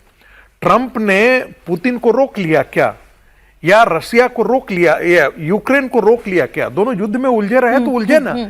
आज हम इसलिए कराह करके और हम नरेंद्र मोदी की तरफ उनको कटघरे में खड़ा करने की कोशिश कर रहे हैं। आप हमने ये नहीं किया, हमने वो नहीं किया, हमने भाई युद्ध तीन लोग इसमें हैं। हमारी भूमिका सिर्फ इतनी ही हो सकती है कि हम तीनों पक्ष से बात करें और कहें कि भाई आप लोग युद्ध में न जाइए। ये प्रधानमंत्री कर रहे हैं, ये भारत सरकार कर रही है, भारत के विदेश मंत्री कर रहे हैं। इसके बावजूद जी भारत सरकार पर एक अभियान चलाया जा रहा है। मैं बताऊं, मैं पोस्ट पढ़ देती हूँ। 10 साल लगे थे रुपए को 44 से 60 तक आने में, मोदी जी 10 सालों में 60 से 94 पार ले आए हैं। अब जो परिस्थिति है उसके पीछे कारण कौन है? युद्ध मोदी ने छिड़वा दिया। वही कह रहे हैं कई लोगों का।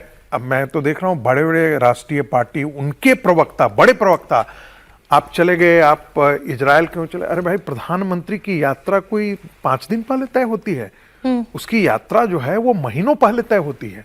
और कोई भी देश यदि युद्ध में जा रहा हो, चाहे वो आप कितने बड़े मित्र क्यों नहीं हो, ये शेयर करेगा क्या कि हम उसको कल अटैक करने वाले हैं या परसों अटैक करने वाले हैं? कोई कहता है, ये बताता है? कितने भी बड़े मित्र हो आप, डिप्लोमेसी की दुनिया में कोई नहीं शेयर करता है। तो प्रधानमंत्री को कटघरे में खड़ा करना या भारत सरकार को कटघरे में खड़ा करना वर्तमान क्राइसिस के लिए, मुझे लगता है कि ये मानसिक दिवालियापन है, इसके अतिरिक्त और कुछ नहीं। एक मिडिल ईस्ट से रिपोर्ट आ रही है, वो और डराने वाली है, और जो लोगों को एक आशंका थी उसी तरफ चीजें जा रही हैं। क्या ये जंग न्यूक्लियर वॉर की शक्ल लेगी? एक तरफ अमेरिका और इजराइल, दूसरी तरफ ईरान, तीनों ने अभी तक कोई भी बातचीत हो, कोई डिप्लोमेटिक रूट हो, कोई कूटनीति अपनाई जाए, ऐसा कोई कदम ना उठाया है और ना बातचीत में ऐसा कोई अंदेशा जताया है। अब तो न्यूक्लियर फैसिलिटीज को टारगेट किया जा रहा है। ईरान ने इजराइल पर हमला किया। अराद और डिमोना में ईरानी बैलिस्टिक मिसाइलों ने कोहराम मचा दिया। खबर इससे भी कुछ स्टेप आगे बढ़ गई है। ईरान ने जहां पर मिसाइलों की बारिश की, वहां से चंद किलोमीटर दूर पर ही न्यूक्लियर फैसिलिटी है। ईरान ने उसी को टारगेट किया था। अरद और डिमोना में इजराइल के न्यूक्लियर रिसर्च लैब है। बताया जा रहा है कि यहां पर इजराइल के 80 परमाणु बम रखे हुए हैं। अब आप अंदाजा लगाइए, अगर यहां पर रेडिएशन होता, अगर निशाना सटीक बैठता तो कितनी तबाही आती। दरअसल इजराइल और अमेरिका ने ईरान की न्यूक्लियर सिटी पर हमला किया था। नतांज पर हमले के बाद ईरान बौखलाया और फिर उसने इजराइल की न्यूक्लियर फैसिलिटी को टारगेट किया। गनीमत ये रही कि जो IAEA जो है उसने ये बताया है कि कहीं भी किसी भी परमाणु संयंत्र से कोई रेडिएशन नहीं हुआ है। जो पहले की स्थिति थी अभी भी वही स्थिति बनी हुई है। लेकिन अब जो हमला हो रहा है विजय जी, वो हमला होने के बाद फिर चेक भी किया जा रहा है कि क्या कोई रेडिएशन तो नहीं हुआ, कहीं कोई मैस डिस्ट्रक्शन तो नहीं होने जा रहा है। अभी तक वो स्थिति नहीं आई है, लेकिन उसके करीब करीब पहुंच गए हम, उस सर्किल के करीब पहुंच रहे हैं। ये खबर तो उसी सर्किल के पास उसके है। सर्किल के पास है। तो जब सर्किल के पास पहुंच जाते तो किसी दिन हो भी जाता है। और फिर आप ये भी कह सकते हो हाँ वो गलती से हो गया, हमारा निशाना ये नहीं था, ये सब बात भी हो सकती है कि कोई हो जाए। लेकिन हम उस तरफ बढ़ रहे हैं और वो वजह भी है कि अब करीब करीब 24-25 दिन हो गए, 1 महीना होने को आ गया है और युद्ध खत्म होने की कोई संभावना अभी नहीं दिख रही है। बढ़ गया है बल्कि युद्ध।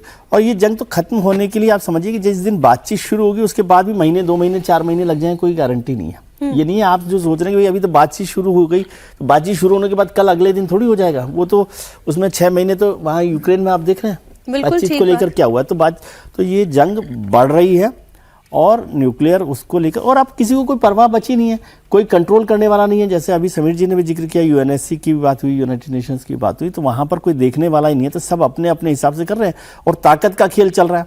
अमेरिका या इजराइल कुछ कर देगा तो कोई उनको रोकने वाला है क्या?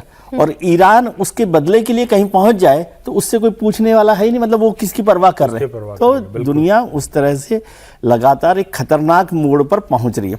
और अब ये बार बार ये सोचना कि प्रधानमंत्री मध्यस्थता कर रहे हैं, प्रधानमंत्री का कोई रोल ही नहीं है इसमें, ईमानदारी मैं बताऊं। अब जबरदस्ती उनको फंसा रहे हैं वहां पर। न हमको तो केवल अभी क्या करना है कि भारत उसमें कैसे सुरक्षित रहे, भारत के इंटरेस्ट कैसे सुरक्षित रहे, वो ज्यादा महत्वपूर्ण है। विश्व शांति के लिए विश्व नेता ही तो हस्तक्षेप करेगा। केवल ये है क्योंकि ये सारे नेता ही तो हस्तक्षेप करेगा। इसमें समझिए हमारे सारे देश हो, अमेरिका हो, ईरान हो, इजराइल हो, तीनों ही हमारे कोई एनिमी कंट्री नहीं है, तीनों ही मित्र देश हैं एक तरह से।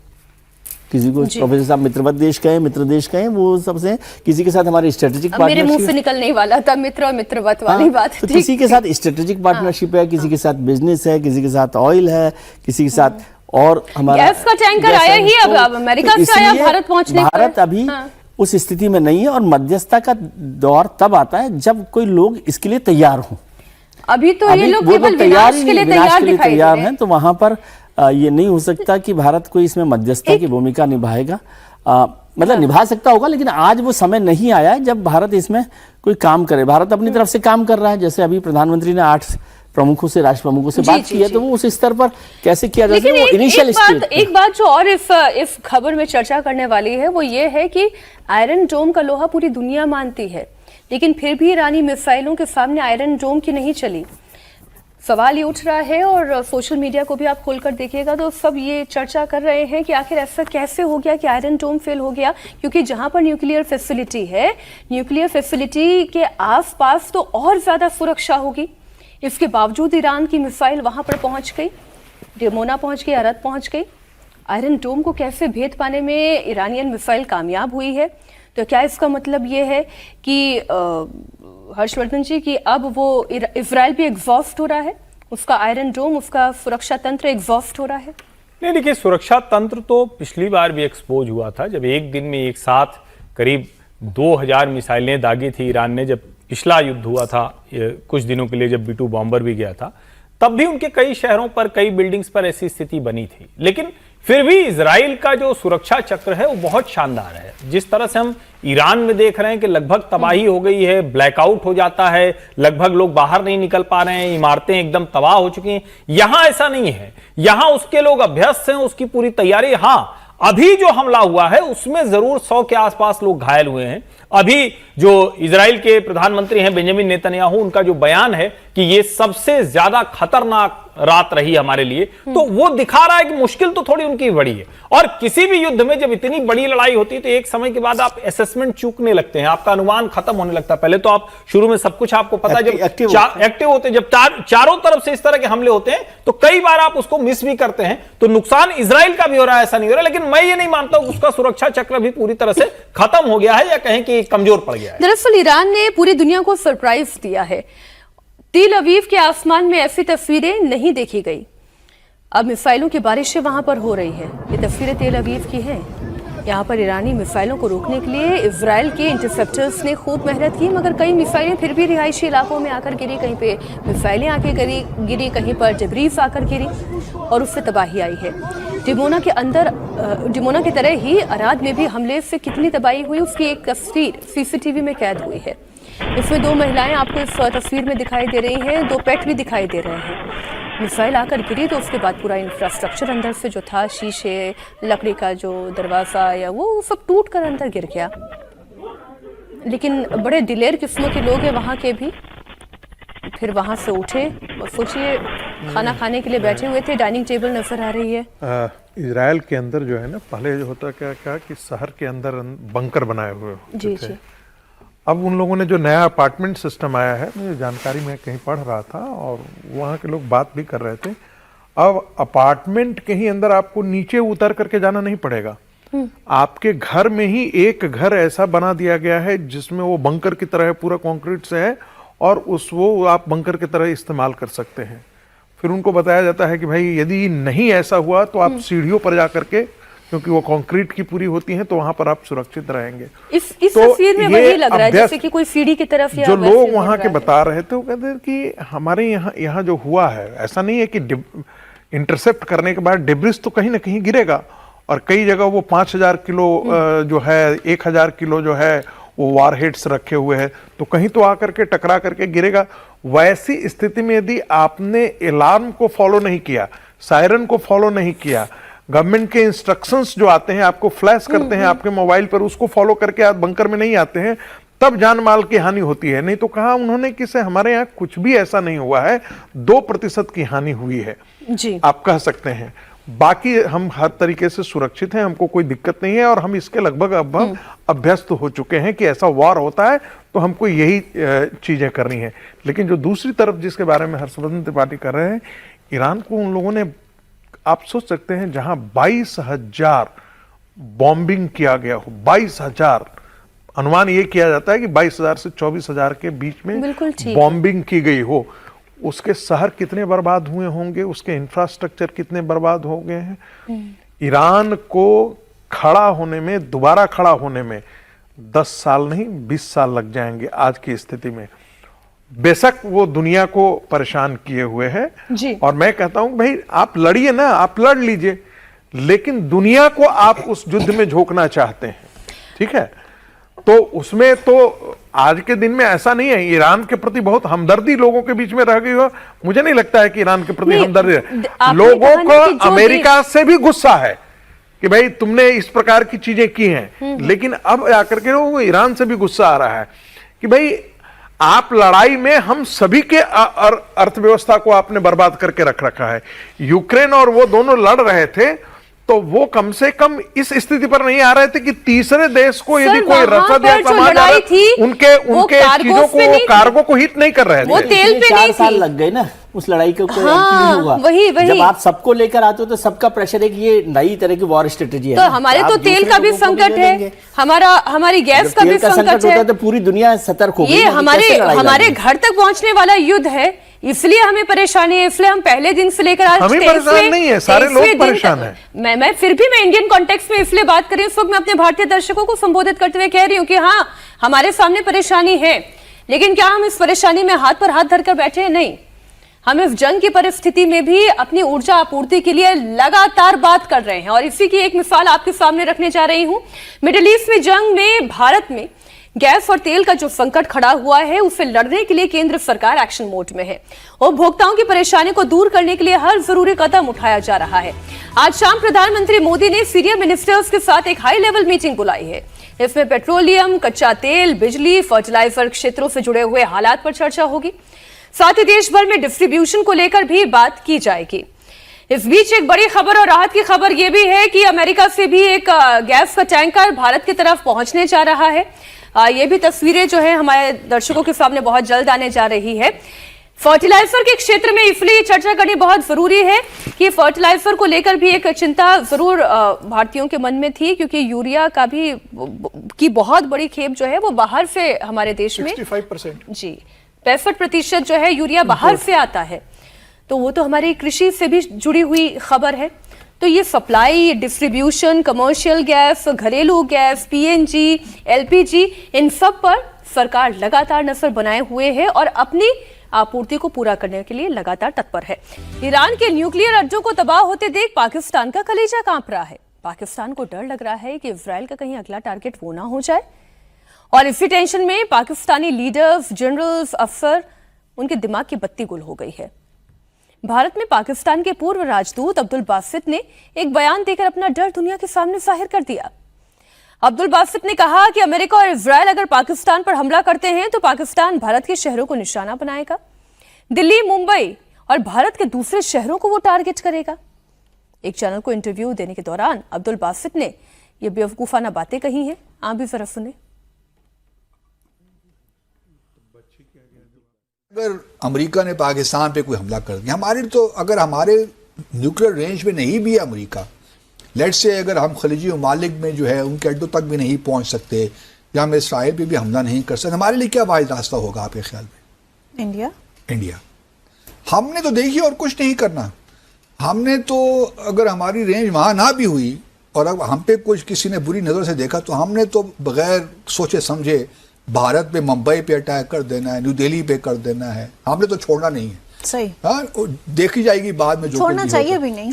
अगर हमारे पास और कोई रास्ता नहीं होगा, अगर अमेरिका हमारे कोई हमला करता है, जो कि नामुमकिनात में से मैं फिर वही कह रहा हूँ, लेकिन ये बात जान लेनी चाहिए तमाम दुनिया को कि अगर खुदा ना खासा पाकिस्तान पे किसी ने बुरी आंख से निकाल डाली, इस वक्त हमारी रेंज में अमेरिका भी नहीं और ना इसराइल है, लेकिन अगर कोई सूरत हाल ऐसी डेवलप होती है तो पाकिस्तान के पास और कोई ऑप्शन नहीं होगा कि वो भारत में जहाँ उसका दिल चाहता है हम हमला करेंगे और फिर देखी जाएगी जो भी होता है। अगर बहुत सूरत हाल ख़राब हुई, मुंबई, न्यू दिल्ली तो कहीं नहीं गए ना जी, पास ही ये में तो है। पास में ही हैं। इसके लिए हमें इंटरकॉन्टिनेंटल बैलिस्टिक मिसाइल की ज़रूरत नहीं है तुलसी साहिबा, हम यहीं से आपको मारेंगे।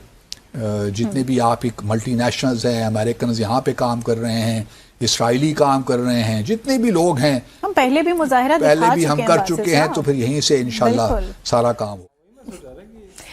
तो अब्दुल बासित क्यों बेचैन है, क्यों परेशान है, क्यों उनके रूह कांप रही है कि वो ये सोच रहे हैं कि वो भारत के ऊपर हमला कर देंगे? क्यों? क्योंकि उन्हें डर लग रहा है कि कहीं ऐसा तो नहीं कि अमेरिका उनके ऊपर हमला कर दे।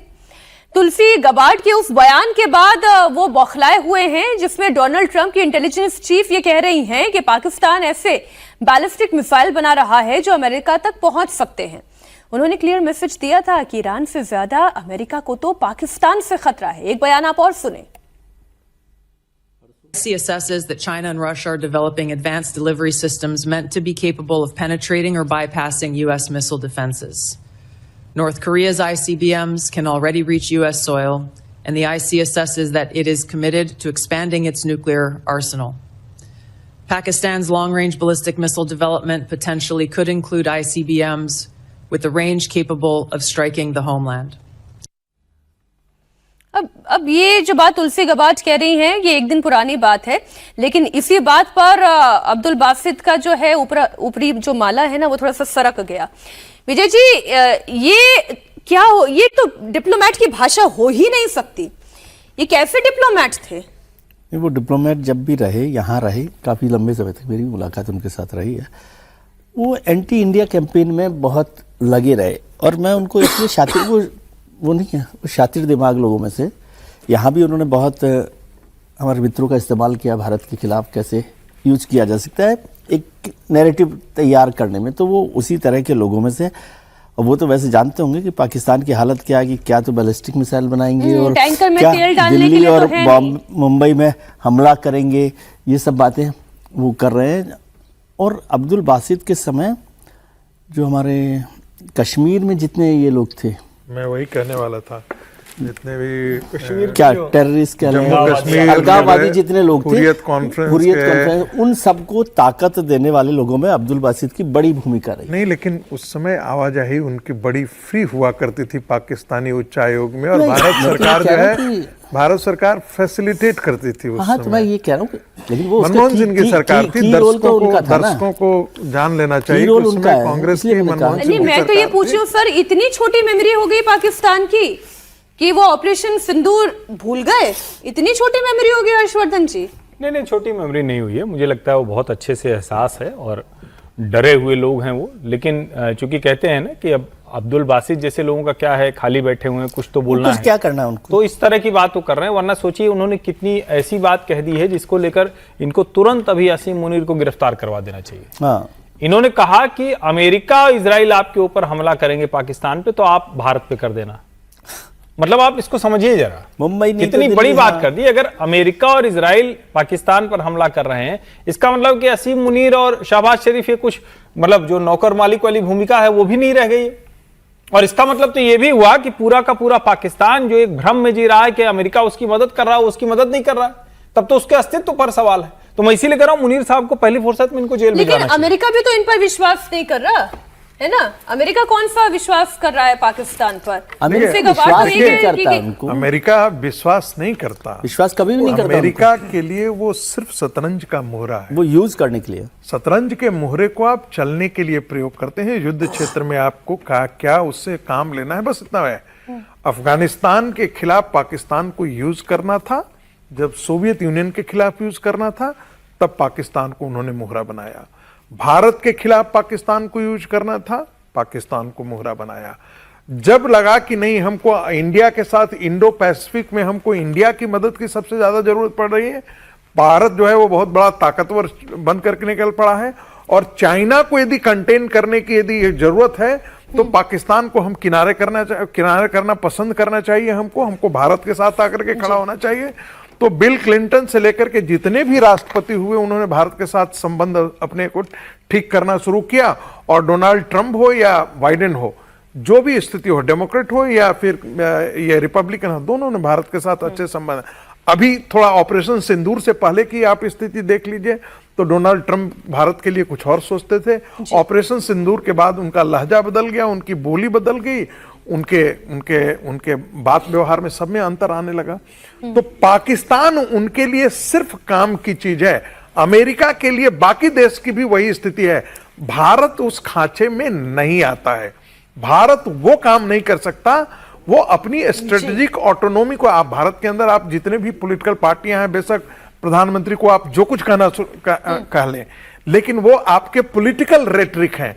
भारत आज जहां खड़ा है वो दुनिया भी देख रही है कि वो अपने स्ट्रेटेजिक ऑटोनॉमी को वो मेंटेन कर रही है। और पाकिस्तान की स्थिति क्या है आप देखें ना, आसिम मुनीर खुद ही फंसे हुए हैं, अपने ही देश में फंसे हुए हैं। शिया धर्मगुरुओं की बैठक में मुनीर की बयानबाजी अब भारी पड़ रही है। पाकिस्तान में मौलानाओं की फौज मुनीर के खिलाफ विद्रोह का बिगुल फूंक चुकी है। मुनीर ने शिया धर्मगुरुओं को ईरान जाने की नसीहत दी थी। अब मुनीर को अमेरिका और इजराइल भेजने की तैयारी में पूरा पाकिस्तान जुट गया। आप कॉन्ट्रडिक्शंस देखिए ना कितने सारे। अब्दुल बासित अभी बैठ के क्या कह रहे हैं कि अगर इजराइल या अमेरिका हम पर बमबारी कर दे तो हम भारत पर कर देंगे, और वहीं पाकिस्तान के शिया धर्मगुरु क्या कह रहे हैं कि अब आसिम मुनीर को बोरिया बिस्तरा लपेट कर खुद ही अमेरिका चले जाना चाहिए। आर पार की जंग की तैयारी में है दरअसल वहां के शिया मौलाना। मुनीर को डोनाल्ड ट्रंप का पिट्ठू बता रहे हैं, आरोप लगा रहे हैं कि मुनीर ने पाकिस्तान को तोड़ फोड़ कर रख दिया है। जो लोग ये बातें करते हैं कि जिन्हें अमेरिका ईरान से प्यार है उन्हें ईरान चले जाना चाहिए, मैं उनसे कहना चाहता हूं कि आपको भी अमेरिका चला जाना चाहिए, इसराइल चले जाना चाहिए। आपको जिससे प्यार है आप चले जाओ, हमारे प्यारे पाकिस्तान की जान छोड़ दो। आप लोगों की वजह से, आप डोनाल्ड ट्रंप और अमेरिका के जो एस्टेब्लिशमेंट है उसके कहने पर आप पाकिस्तान के अंदर पाकिस्तान के मफाद के खिलाफ काम करते हो, यहां पर रजीम चेंज करते हो। जो कुछ इस वक्त मुल्क के अंदर तबाही है ये सिर्फ अमेरिकी गुलामी की वजह से और तुम लोगों की वजह से, ये हमारी वजह से नहीं है। जो अफसोसनाक बात कही उन्होंने वो ये कि अगर आपको यानी इतना ही ईरान से मोहब्बत है तो फिर आप ईरान चले जाए। जो लोग फौजी जवानों और उनके अफसरों के सरों को काट के उनका फुटबॉल खेलते रहे, जिन्होंने दिन दिहाड़े हाजिर सर्विस जर्नल को इसी पिंडी में, मेरे ख्याल में शायद अगर मैं गलत ना कहूं वो आई स्पेशलिस्ट भी थे, उनको शहीद कर दिया। उनको कभी आपने कहा है यहां से निकल जाओ और वहां चले जाओ, अफगानिस्तान चले जाओ? हमसे ये कहा जा रहा है हमारे माल दौलत ने पाकिस्तान को बनाया है, हमें आप कहते हैं यहां से निकल जाओ और ये मुल्क को उन लोगों के हवाले कर दो जो शेर से पाकिस्तान के वजूद के मुखालिफ थे। अब पाकिस्तान में आसिम मुनीर के खिलाफ कितना आक्रोश है, वहां के मौलानाओं को तो आपने सुन लिया। अब जो लोग हैं वो क्या आरोप लगा रहे हैं वो भी आप सुने। वो ये कह रहे हैं कि आसिम मुनीर ने पाकिस्तान को तबाह करने के मकसद से ही वो सत्ता में आया। मुनीर ने पाकिस्तान से सब कुछ खत्म कर दिया है। अगर इसका अंत नहीं होगा तो पाकिस्तान बर्बाद हो जाएगा। ये मीर जाफर आया नहीं, लाया गया है और इसका काम है मुल्क को तोड़ना। इस मुल्क से उम्मीद खत्म कर दी, कारोबार खत्म कर दिया, रोजगार खत्म कर दिया, सेहत, तालीम, हर चीज बर्बाद कर दी। कौन ये करता है? सिर्फ दुश्मन ही कर सकता है ना। इसको, इस मुल्क को अंदर से खोखला करके तोड़ने का टास्क दिया गया है। समझ रहे हैं? जो काम ये ओवर्टली नहीं कर पा रहा, ये कोवर्टली कर रहा है। पाकिस्तान भी जंग हम पे मुसल्लत हो जाए, खड़ा हो जाएगा, लेकिन जो ये करके जा रहा है ना, मैं आपको बता रहा हूं, पाकिस्तान नहीं खड़ा हो सकेगा। ये हमारे लिम्स काट के जा रहा है। ये मुल्क को आग लगाने की कोशिश है और ये शख्स खुद कर रहा है। इसने जो ईरान के हवाले से अहले तशी उलमा को अंडर एस्टिमेट किया है, ईरान से उनकी मोहब्बत, उनके लगाव को अंडर एस्टिमेट कर दिया है इसने। और मैं आज यहां एक बात करना चाहता हूं कि सुन्नी उलमा अगर ना बिक जाते, अगर ना लेट जाते, इस ज़हनी मरीज से छुटकारा हासिल किया जा सकता। दोनों बातें देखिए, एक तरफ शिया मौलाना जो हैं वो गुस्सा कर रहे हैं समीर जी, वो ये कह रहे हैं कि ये जो है अमेरिका के पिट्ठू हैं, ये अमेरिका जाके बस जाएं। और दूसरा ये जो आम व्यक्ति कह रहा था कि ये जो सुन्नी उलेमाओं के हाथों अगर नहीं बिक गए होते, नहीं तो कितना बिका हुआ आदमी है, सब कह रहे हैं कि ये बिक गया है। देखिए, पूरे पाकिस्तान में आपको एक ऐसा आदमी नहीं मिलेगा जो आसिम मुनीर की तारीफ करे। हर आदमी ये कह रहा है कि आज जो पाकिस्तान की हालत हो रही है उसके लिए आसिम मुनीर जिम्मेदार है। और जिस तरीके से उसने पाकिस्तान को गिरवी रख दिया है अमेरिका के हाथों में, और उसकी कठपुतली बन के जिस तरीके से वो मनमानी कर रहा है, आसिम मुनीर से बलूचिस्तान संभल नहीं रहा। बलूचिस्तान में पाकिस्तान सेना के सैनिकों की इस तरह से पिटाई हो रही है। अफगानिस्तान से आप युद्ध लड़े और अफगानिस्तान आपकी पिटाई कर रहा है जिस तरीके से। पाकिस्तान ऑक्युपाइड कश्मीर में जिस तरीके से आपके खिलाफ वहां विद्रोह हो रहा है, और आसिम मुनीर जिस तरीके से ट्रंप की मतलब चापलूसी में पूरी तरीके से व्यस्त है। सरकार नाम की वहां कोई चीज नहीं है। जो आसिम मुनीर तय करता है वो शहबाज शरीफ को मानना पड़ता है। पूरी सरकार और वहां की प्रशासन सब कुछ आसिम मुनीर के हिसाब से चल रहा है। और अभी तो बासित साहब जो कह रहे थे, अब्दुल बासित साहब की भारत पर हमला कर देगा, अभी तो ऑपरेशन सिंदूर में भारत ने दौड़ा के ठीक किया है भी आपको। मतलब आपकी इतनी हिम्मत नहीं है कि आप बलूचिस्तान से निपट सको। आप अफगानिस्तान से पहले लड़ लो, बलूचिस्तान से लड़ लो, उसके बाद भारत से लड़ने की कोशिश करना। तो मुझे लग रहा है कि पूरे पाकिस्तानी बर्बादी भारत से लड़ते ही इसलिए हैं जिससे कि वो अपने जनता को बता सके कि देखिए मैं यहाँ पर ध्यान इसलिए नहीं दे पा रहा हूँ क्योंकि मेरा पूरा ध्यान तो भारत से युद्ध लड़ने पर। लेकिन मुझे लगता है इनके पापों का घड़ा भर गया। जिस तरीके से इमरान खान के लिए वहां पर फिर से लोग का समर्थन जुट रहा है, आने वाले दिनों में मुझे लगता है आसिम मुनीर और शहबाज शरीफ के लिए बहुत मुश्किल होगा पाकिस्तान में रहना। अभी उन्होंने वहां से शिया धर्मगुरु से कहा है कि भाई ईरान से मोहब्बत है तो वहां चले जाओ। वो दिन दूर नहीं है कि जब इन्हें पाकिस्तान छोड़कर भागना होगा। अच्छा, पाकिस्तान इस वक्त बहुत बुरी तरह से फंसा है। चीन और अमेरिका के बीच में वो सैंडविच बन चुका है। पाकिस्तान में चर्चा ये हो रही है कि अमेरिका शहबाज मुनीर का इस्तेमाल कर रही है और अब चीन कर्ज के हिसाब से अपना कर्ज का हिसाब किताब चुकता कर रहा है। अब पाकिस्तान का वक्त कहीं पर भी, उनका सिक्का कहीं पर भी नहीं चल रहा, ना उनकी अमेरिका में दाल गल रही, ना चीन उनकी सुनने को तैयार हो रहा। लोग क्या कह रहे हैं वो आप सुने। पाकिस्तान दो सुपर ताकतों के दरमियान बिल्कुल सैंडविच बन के रह गया है और पाकिस्तान को अब फैसला करना है मुकम्मल कामयाबी या मुकम्मल तबाही। अमरीकी और इजरायली मुतालबा अलग से आ गया है और साथ ही साथ चीन ने भी अल्टीमेटम दे दिया है। चीन ने कहा जी सारा हिसाब किताब तैयार रखें और जो सी पैक के ऊपर माजी के सारे हिसाब किताब हैं, $बिलियन हैं, उसका भी हिसाब किताब तैयार रखें और बाकी फिर ये भी ज़हन में रखें कि आपकी और हमारे रास्ते जुदा हैं। बहुत ही एक मुश्किल सूरत हाल के अंदर पाकिस्तान फंस गया है। ये सैंडविच जो बन चुका है पाकिस्तान, रागी जी, इतना घटिया सैंडविच है, इसे तो कोई खा भी नहीं सकता। नहीं, ऐसा नहीं है। सैंडविच हो बन जाएगा तो फिर खाने के लिए भारत अभी खड़ा है। देखिए, फंसा हुआ तो है। आप देखिए कि यूएई के कर्ज है वो अलग मांग रहा है, सऊदी अरब कर्ज देने के लिए तैयार नहीं हो रहा है। अमेरिका जो है वो चाहता है कि गाजा में वो अपनी भूमिका निभाए। अमेरिका चाहता है ईरान के खिलाफ जो है वो पाकिस्तान कहीं ना कहीं मोर्चा खोले। अमेरिका चाहता है कि वो अफगानिस्तान में बगराम बेस के लिए मोर्चा खोल करके उसके लिए काम करे।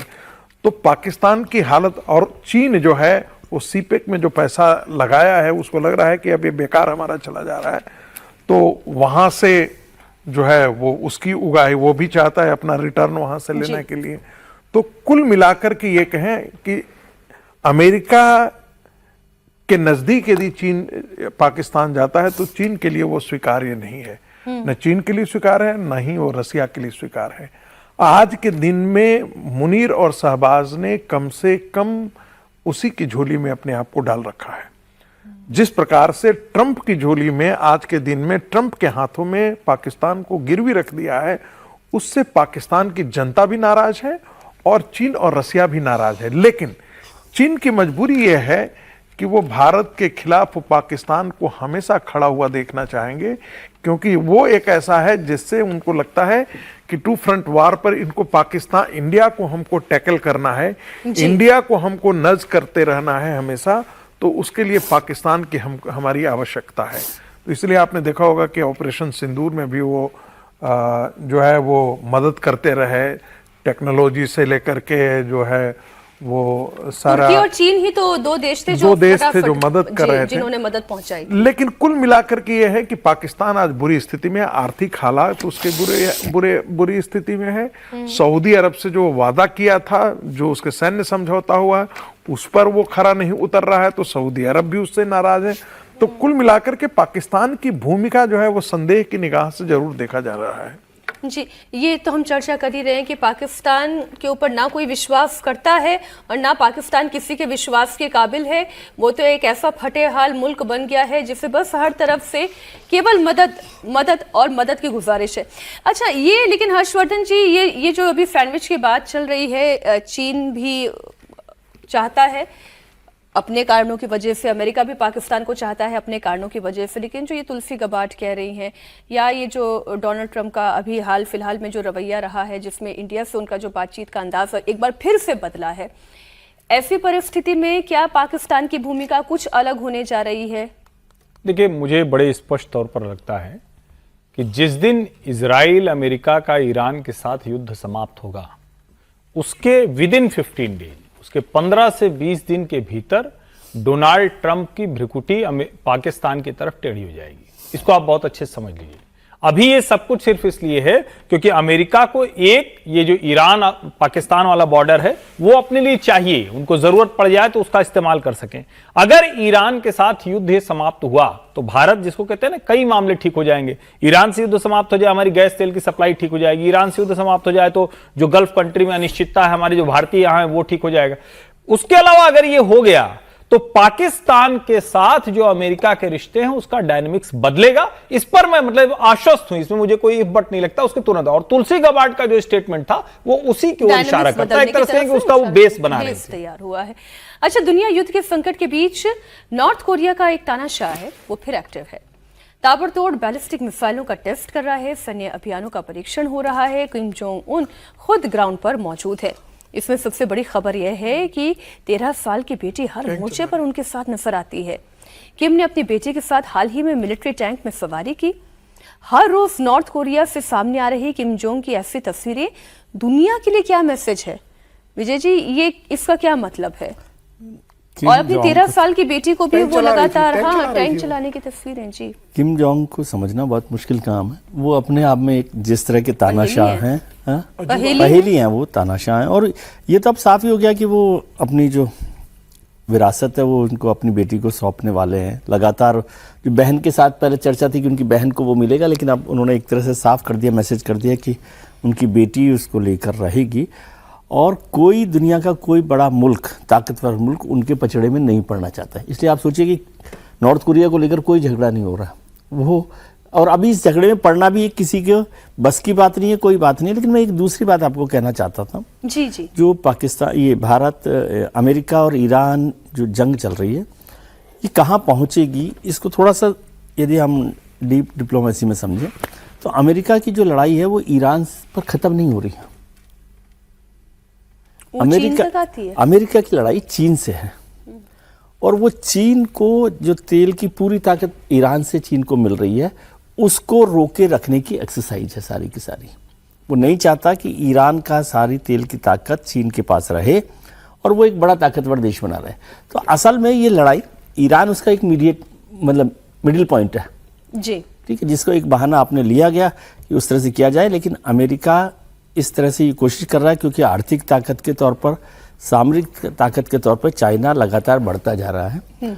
उस ताकत को कैसे रोका जाए ये हमको थोड़े दिनों में समझ में आएगा। अभी बहाना लग रहा है ईरान, अब ईरान में तो कुछ हो नहीं पाया कि ईरान में यदि सत्ता को लेकर वहां नहीं हो रहे, लेकिन अमेरिका का अल्टीमेट मकसद जो है, चाइना है। गोल जो है वो चाइना है, और उसकी पावर को कैसे रोका जाए उस पर सारी एक्सरसाइज हो रही है। आज इस चर्चा को हम यहीं विराम देते हैं सर, बस कुछ रह गया। हाँ। नहीं बस ये कह रहे हैं विजय जी ने ये नहीं बताया कि भाई जो बनाने वाला है न्यूक्लियर बम उसके खिलाफ अमेरिका काम करता है, लेकिन जो बना लिया है उसके खिलाफ दक्षिण कोरिया के, ये नॉर्थ कोरिया के खिलाफ नहीं बात करता है। डोनाल्ड ट्रंप मिलकर भी आए थे किम जोंग उन से। हम चर्चा को यहीं विराम देते हैं। आज सुबह इतना ही था। कहानी कुर्सी में हर्षवर्धन जी, विजय जी, रागी जी, समीर जी, बहुत शुक्रिया हमारे साथ जुड़ने के लिए।